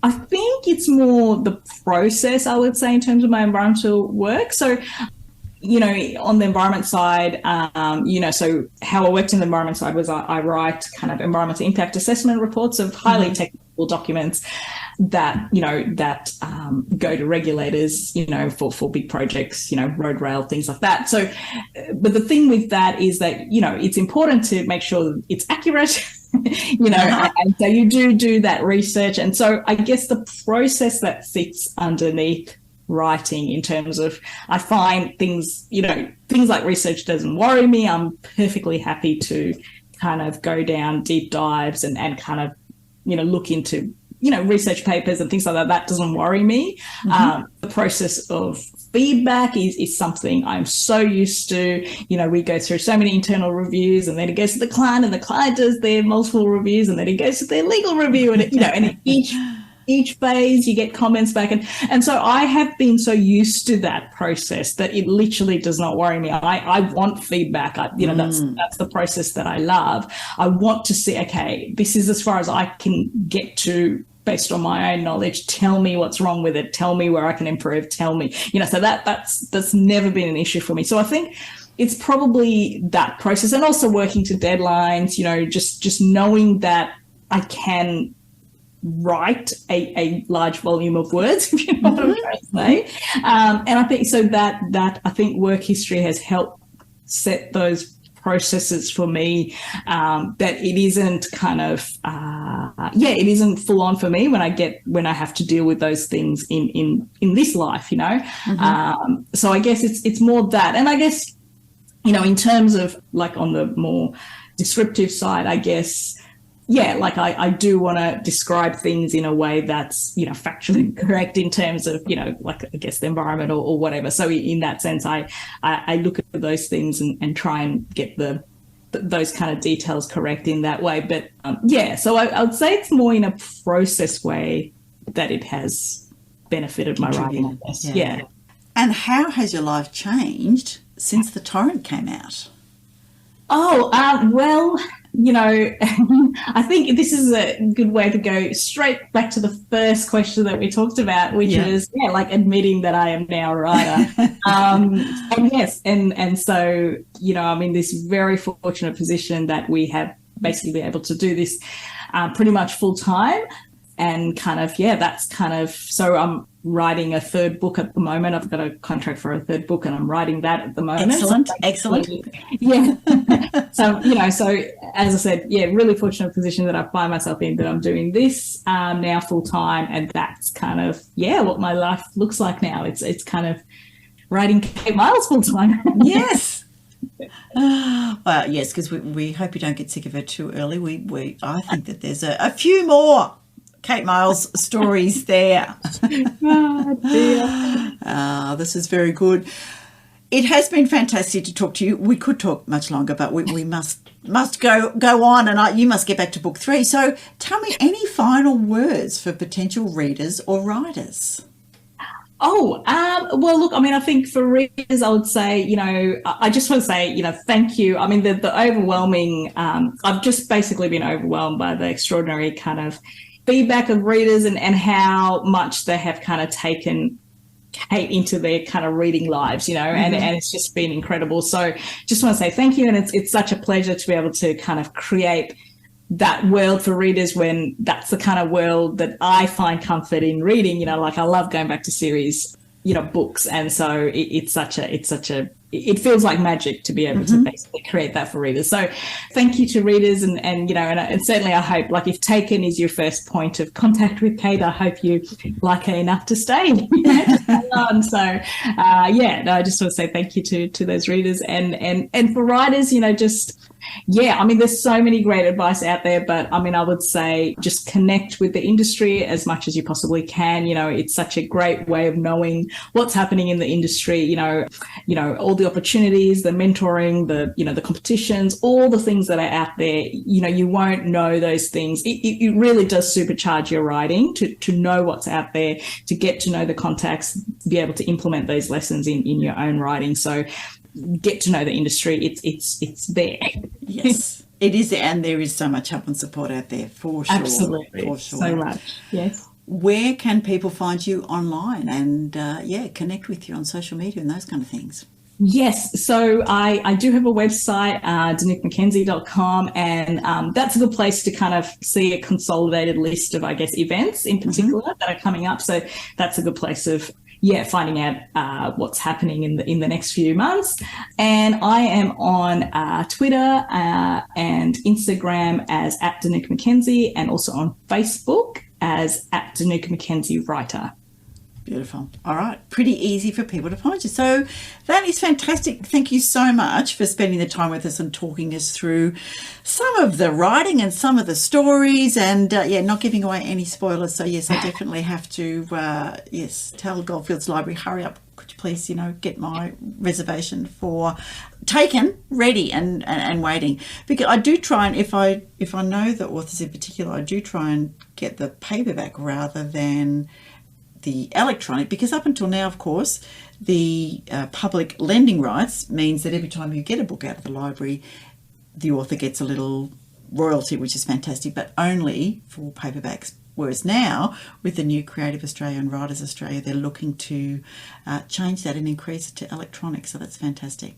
Yeah, that's such a great thing, and the ASA have been, fighting for that for so long. Absolutely, such fantastic advocates, and it's so brilliant that that's finally happened. So it's so good. It is really good. All right, thank you very much, and we look forward to book 3. So thank you, Dinuka McKenzie, and back to the rest of the podcast. Thank you so much, Veronica.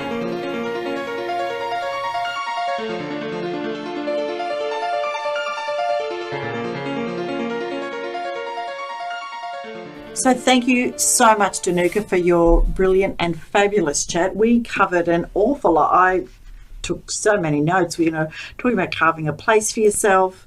It was your secret writing project. I love that she didn't tell anybody about her book until she sent them all the text and said she'd written a book. That was just wonderful. And she talked about, exploring sort of her own experiences through the book. And that's why I think her character was so relatable, about being sold the version that, of life that you can do it all, but of course not all at once. And that most of life is a series of compromises. I absolutely agree with that. And also that real life justice can be a little bit messy. I loved, however, that kind of 4 things that she said were important for crime writing and why people are kind of attracted to them. So, 1, order out of chaos is what you get when there's all of this stuff happening. That it's a mirror of society that you can sort of, play with a little bit. That there's always a puzzle that you have to solve. That bit I'm always hopeless about. And also that there's the descent into darkness, and, you can explore that kind of flawed morality. So, I think that the order out of chaos, Darren, is really interesting. What are your thoughts on that? Yeah, I think, that combined with that the idea of the descent into darkness, because really, I think you got that descent into darkness, and you've also got the descent into chaos. Yeah. And the idea that chaos is something that is both formidable and perhaps dangerous. And yet the reality is I'm not going to say most, I can only speak for my own life.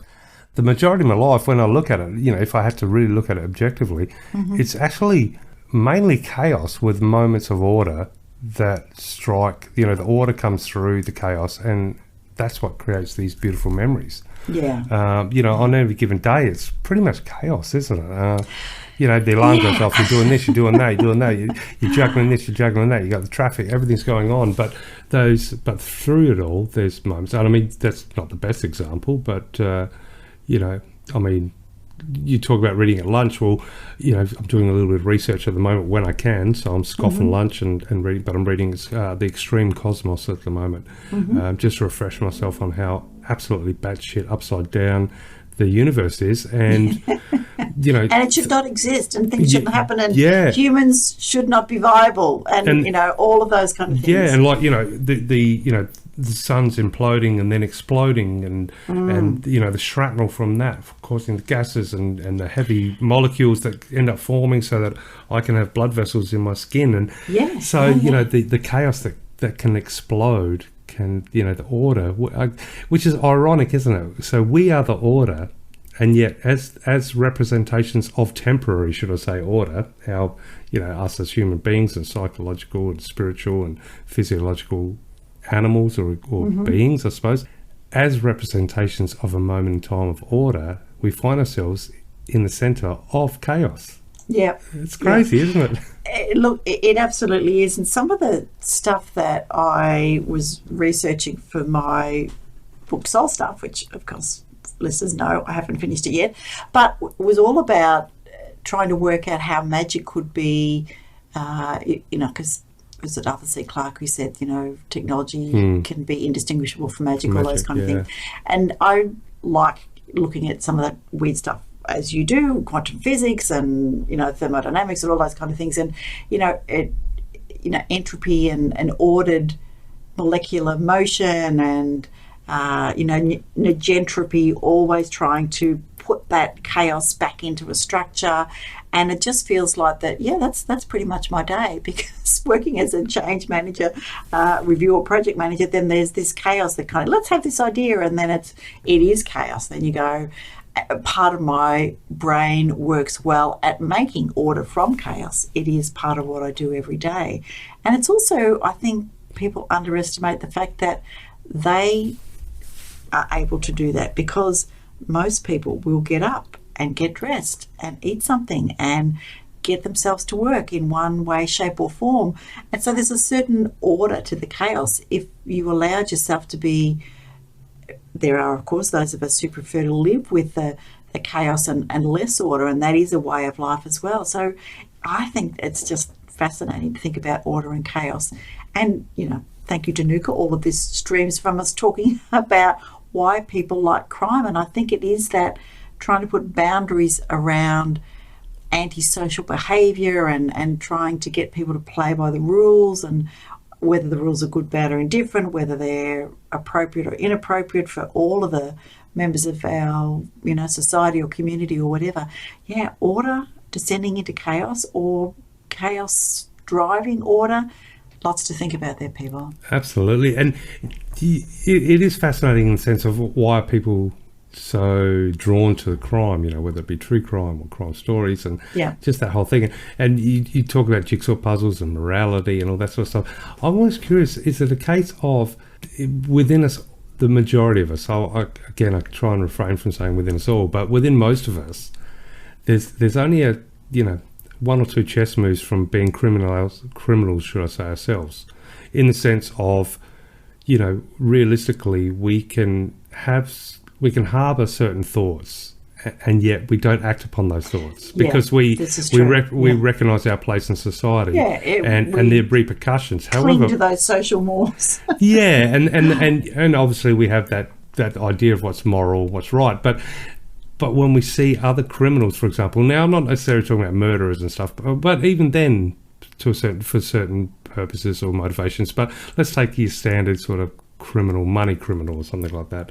We want to see, and is letting go of our filter, does it come with repercussions, or can you be rewarded for it? Can you get away with it? And I wonder if that's one of the draws to crime. In the sense if of they can get away with it. Yeah. Well, to a certain point. So because we're so drawn to not crossing that line, but we want to know exploring flawed morality. That's what Dinuka spoke about. That's right. Yeah. So when you do cross that line, though, is the repercussions as bad as what we've been told, or are we being kept at bay with a spooky ghost under a sheet? And so I don't know. That's not saying I'm going to go out and become a serial killer at all. No, please don't. No. Who would edit the podcast if you do that? I'd have to learn all of that part as well. So, talking about podcasts, we better get on, Darren, because we've got more to go. We've still got the Writers' Lounge. We've got another fabulous blog tip from the delightful K.M. Allen. We've got a reading by Dinuka McKenzie, taken from Taken. There you go. That was a bit silly, but anyway, she does a little bit of a reading for us, and a book review by me. So it's the 80s, of course. So nothing succeeds like excess. But okay, let's jump to it. Before we jump into the Writers' Lounge, what do you have a quote? Because I've snuck in two, but one's a really short one and one's a normal length one. Okay. Well, I did have two, but one of them I've done before, and it was about order. But this one I really like. This is by Dorothy Parker, who in fact was an American poet. And she was born late in the 19th century, so 1893, died in 1967. Her quote, "They sicken of the calm who knew the storm." I absolutely agree with that, because if things get too quiet and still and organised, I'm itching. I'm looking for something spontaneous. I want the chaos to come back so that I can do something else. So there you go. They sicken of the calm who knew the storm, by Dorothy Parker. Thank you very much, Dorothy. Delightful. Yeah, and I think, to bring it forward to, I guess, somewhat modern version, it's akin to saying it's just a little bit too quiet. It's or the devil makes work for idle hands. My Nana always used to say. So there you go. Well, I'll start with a short one from none other than Friedrich Nietzsche. Sorry, you must have chaos within you to give birth to a dancing star. Very cliche, maybe a little bit on the nose, but still, it's not too bad. It's good. The next one is by Terence McKenna, and I like this quote, and the quote is, "Chaos is what we've lost touch with. This is why it is given a bad name. It is feared by the dominant archetype of our world, which is ego, which clenches because its existence is defined in terms of control." That's Terence McKenna. Yeah. Sometimes got to let the ego fall away and let chaos embrace, which is realistically becoming one with nature, isn't it? Crazy way. Creating order is, of course, attempting to exert control over things which you may or may not be able to exert control, whether that be processes or people or places. So, let it go. Let that ego go. I like it. Well, all this philosophical discussion, I think it's time maybe before we wrap up the show, let's go in and go into the seedy side of the world, into the writer's lounge, and enjoy a not hot chocolate drink. I might need something with a little stimulation in it to keep my eyes going. Well, that could be absinthe, I think, with a sugar cube. Okay. I'll meet you in there. All right.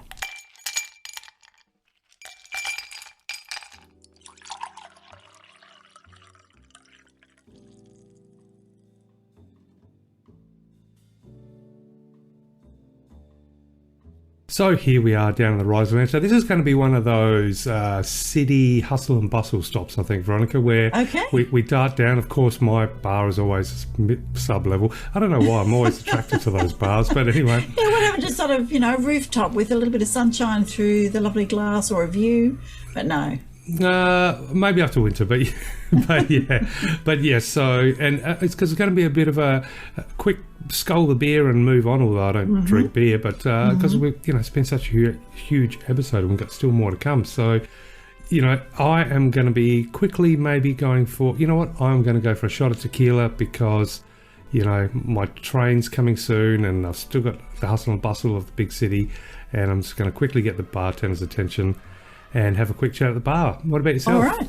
Well, speaking of trains, that reminds me of my favourite bar, which is the Baringo Wine Bar, very close to the Gisborne station. And I'm going there, but they will have both fireplaces going inside the wine bar part because there's a few different areas there. And I'm going to need, I think, a big, hearty red. So I'm going to go for a local Shiraz in a nice big round glass that I can put my hands around and sit in front of the fire. Oh, nice. Yeah. Now you got me thinking about the train in McLaren Vale that used to have 55 different milkshakes and you could sit in the booth, but alas, I think it's not there anymore. The train's still there, but nonetheless. So a little bit of a different writing lounge this episode for 81 because we have to keep a nice little compact rush bar visit. So a little bit of time for just yourself and myself to have a quick catch up about what we're working on. Indeed. So let's begin with what we're working on separately, because we know people may remember that we were working on something together. But I will say that currently I am about 32% of the way, and yes, people, 32% of the way, because I do like to keep a list of every word and chapter that I fix through Soul Staffed Draft 7. Now, Soul Staff is the second book in my fantasy series, the Opal Dreaming Chronicles, and 7, you might say, yes, 7 drafts, but so be it. It's looking good. I'm about a third of the way through, and I have a number of people nagging me to get that done. I've just got to say, editing is tough, but that's where that one sits. Well, I'm actually curious. So, draft number 7. Yes, but when it comes to editing, obviously this is the writer's lounge. This is where we slam a tequila and chat about the craft. Yes, what does that look like? I mean, is it really just skimming over, looking for any dust particles on the window, or I'd like are you to still think that it's chopping out paragraphs? Or? Well, I'm still chopping because I had a fantastic read through from Natasha O'Connor, who's one of the 6am Oz writers, and she did an absolutely incredible job at beta reading and pretty much a line by line feedback on what is a pretty significant chunk of work. I think it's up around the 120k at the moment, because it's still not entirely clean. And so this draft 7 is going through and looking at what she's written, seeing if that works, either obviously, yes, she's picked up a huge plot hole, or actually, no, I obviously haven't expressed it if that's what she's reading into it. And from there, taking that on board and then cleaning it up, running it through Pro Writing Aid so that hopefully it is perhaps 1 or 2 more reads away from going out to another group of beta readers and then getting ready to publish. And so, do you think there's going to be a draft 8? Oh, yeah. Okay. There will be a draft day, for sure. It's like the final painting's probably got like 26 layers of paint. Yes, that is absolutely right, yeah. But do you think it's changed a lot since, from draft 1 to draft 7 or most definitely, draft 8? because when I started the Opal Dreaming Chronicles, I kind of, poured out this big chunk of work, and then the first writing coach that I had said, this is too big, cut it in a third, work on the first third. I did that, and he said, you've got to do that again. So the first book went through, almost as many drafts, but then from that, picking up which bits of that really early draft should be in a second book meant there was quite a lot of shuffling of the story and all that kind of thing, and I worked through a couple of iterations. Then I went to I attended the Story Doctor course with Dr. Kate Forsyth, another brilliant Aussie writer, and completely reshaped, did a structural edit of what the second book was, and then from that spent another draft tidying that up, and then another draft that went out then to Natasha to have a look at. So it's been through some pretty radical changes. Chopped great chunks of it out because they just didn't fit, and some story threads moved to the third book. So quite a lot of different structure. Well, it's definitely going to be an absolutely supreme diamond by the time it's finished, and it's such a difficult thing, isn't it? Because there's no actual end point, so it's just a matter of at some point you got to get that stick and run it across the sand and draw that line. Absolutely, but it's not ready. It's still a little untidy because I really wanted to get the story right, and the second book is so much harder than the first one, Darren, because all that stuff you made up in the first one. You paint yourself. Yes, we all tend to paint ourselves in the corners. That's exactly right. Yeah, that is exactly right. So and likewise myself, still chipping away at the sequel. It's taken way longer than I thought, but of course there's been a lot of projects in between, and a lot of projects that still keep popping up, putting the finishing touches on what should have been a quick little short story, but I just it's going to be a sort of launching pad for me, because I'm going to turn it into like a cinematic audio short. So really want to make sure. I guess I'm going through that editing phase where draft 1, 2, 3, 4, 5. I just want to make sure it's perfect. But I'm also it's a new thing for me where this is probably the first story that I've written with a conscious awareness that it's going to be audio as well. So it's really interesting for me at least, I haven't done much of this sort of stuff, and that is writing knowing that there's a different rhythm to talking versus when you're writing from your head or reading. So yeah, it's been pretty unique. So looking forward to get that done. Also, just quietly adding in the background, the Apocalypse Show, which was my very first book, which was 6 novellas. Six Tales of the Golden Medallion, and that's been really interesting, especially the first couple of stories, which obviously were a reflection of very early days. Going into edit that is pretty much a rewrite from scratch, but still happy with the story. But of course, me being sci-fi horror dystopian author, and dystopia is a theme that I'm bringing into the bar for a moment, because did you know, I think we need, Veronica, maybe while we sit here and come up with crazy ideas over a tequila or two, I think we need to do a special edition of the Australian Book Lovers podcast to talk about the unrolling of AI across the globe, because I don't think, well, no, I'll take that back. There will be lots of people out there that may not be aware of exactly what the ramifications of it are. So I think we should both do our detective work and have a look into what it's going to mean for writers and readers, and what are the pros, cons, what are the negatives, what are the positives, and how it's going to shift. I mean, we've had a couple of big shifts in the writing world and the reading world. We've gone from print to digital. That was a slow sort of transition, and digital, of course, brought that transition from traditionally published to self-published to hybrid to all sorts in between. Then we've got the audio. There's just so many versions, and I think this one is the equivalent of all of them combined. Do you know much about the AI at the moment?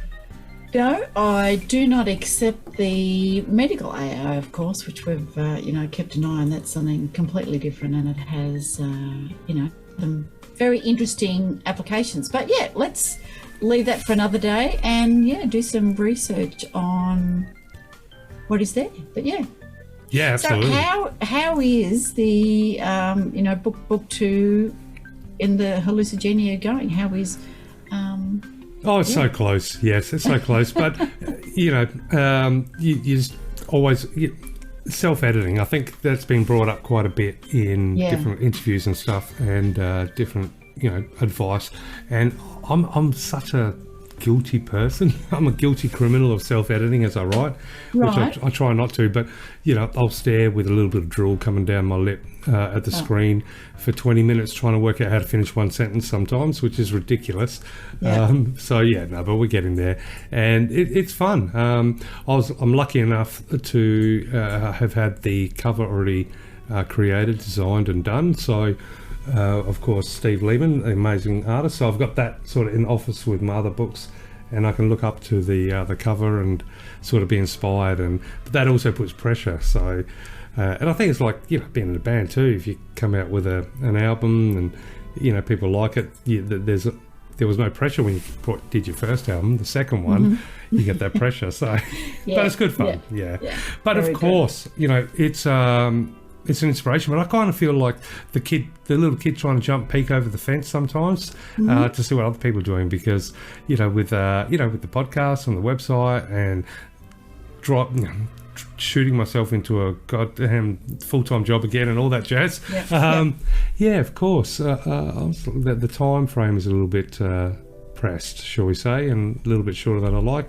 So it's like, there's so much I want to do, and there's so much other people doing. So I just, it's an inspiration for me to be able to hear what other people are doing, and that helps me micromanage the time I have, because there's so many hints and tips that I'm picking up from interviews, the people I interview, the people you interview, and just people I talk to. So it's amazing. Even though time is short for all of us, I just love the idea that we can share advice and stuff, which I really have picked up a lot. So it's been good, and there's little tools, little tips, little hints, little tricks that have helped me incorporate into my writing. And yes, the sequel will be here eventually. So very good. But I think my train's almost here. I might have to better be quick. So and I've just realised terribly that the internet stopped.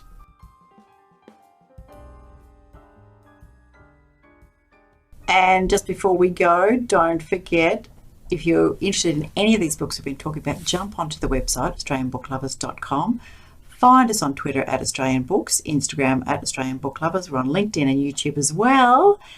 And we always have a very special winding up where we do something outrageous and Darren makes it, he fixes it in editing. And so we are going to be police officers pulling you up for a little infraction that we think you might have done. Or perhaps it's a regular check. What do you think, Darren? Well, I'm thinking there's been a crime committed on a seaside town with not much of a population, and the wind's howling. It's a little rain, and we are checking each driver because we're on the lookout for a serious criminal. Yeah. Only this driver may or may not be the person we're looking for. Okay. So I don't know how this is going to work. No. When I say hello, sunshine, pull up there. All right, mate, your licence checks out. You got a good reason to be going out here tonight? Yeah, well, right. I don't know, officer. I had to get some milk. No, you're the police officer. So we're the cops. We're the hard cops. So the wind's kicking in. We're looking down. Right. So what's your mate. excuse? Oh, go on. You go on.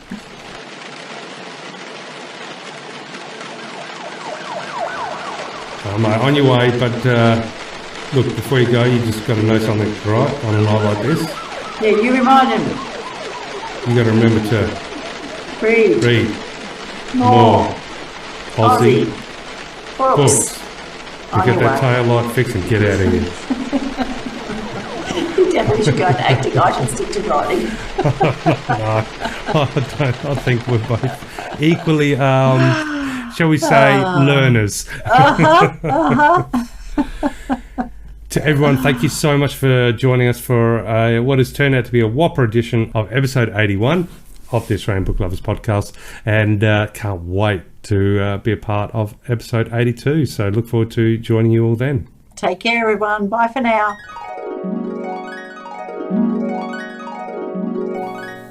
Taken, Detective Kate Miles, number 2, by Dinuka McKenzie.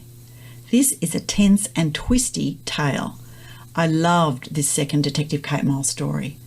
Kate goes back to work soon after baby number 2 and post the emergency at the end of the first book, The Torrent. Mackenzie has Kate's mind and body spot on. Getting to know her further in this volume was a treat, and seeing her struggling with motherhood, work, ambition, and a slew of relationships was beautifully delivered. I made the mistake of starting this one night, must stop doing that with crime thrillers, and of course had to force myself to put it down at 2 a.m. A page-turning tale. It's a messy mystery with a police detective and family troubles bubbling along in the mythical town of Essendon. An excellent read.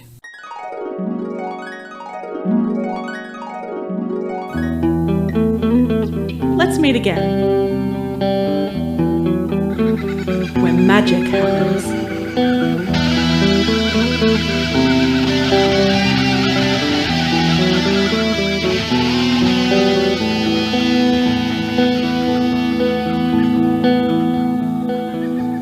Australian Book Lovers acknowledges First Nations peoples and recognises their continuous connection to country, community and to culture.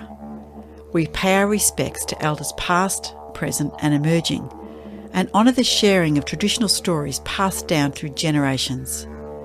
We're committed to a safe and inclusive welcome for authors and readers of all cultures and backgrounds, including people of LGBTQIA+ communities and their families.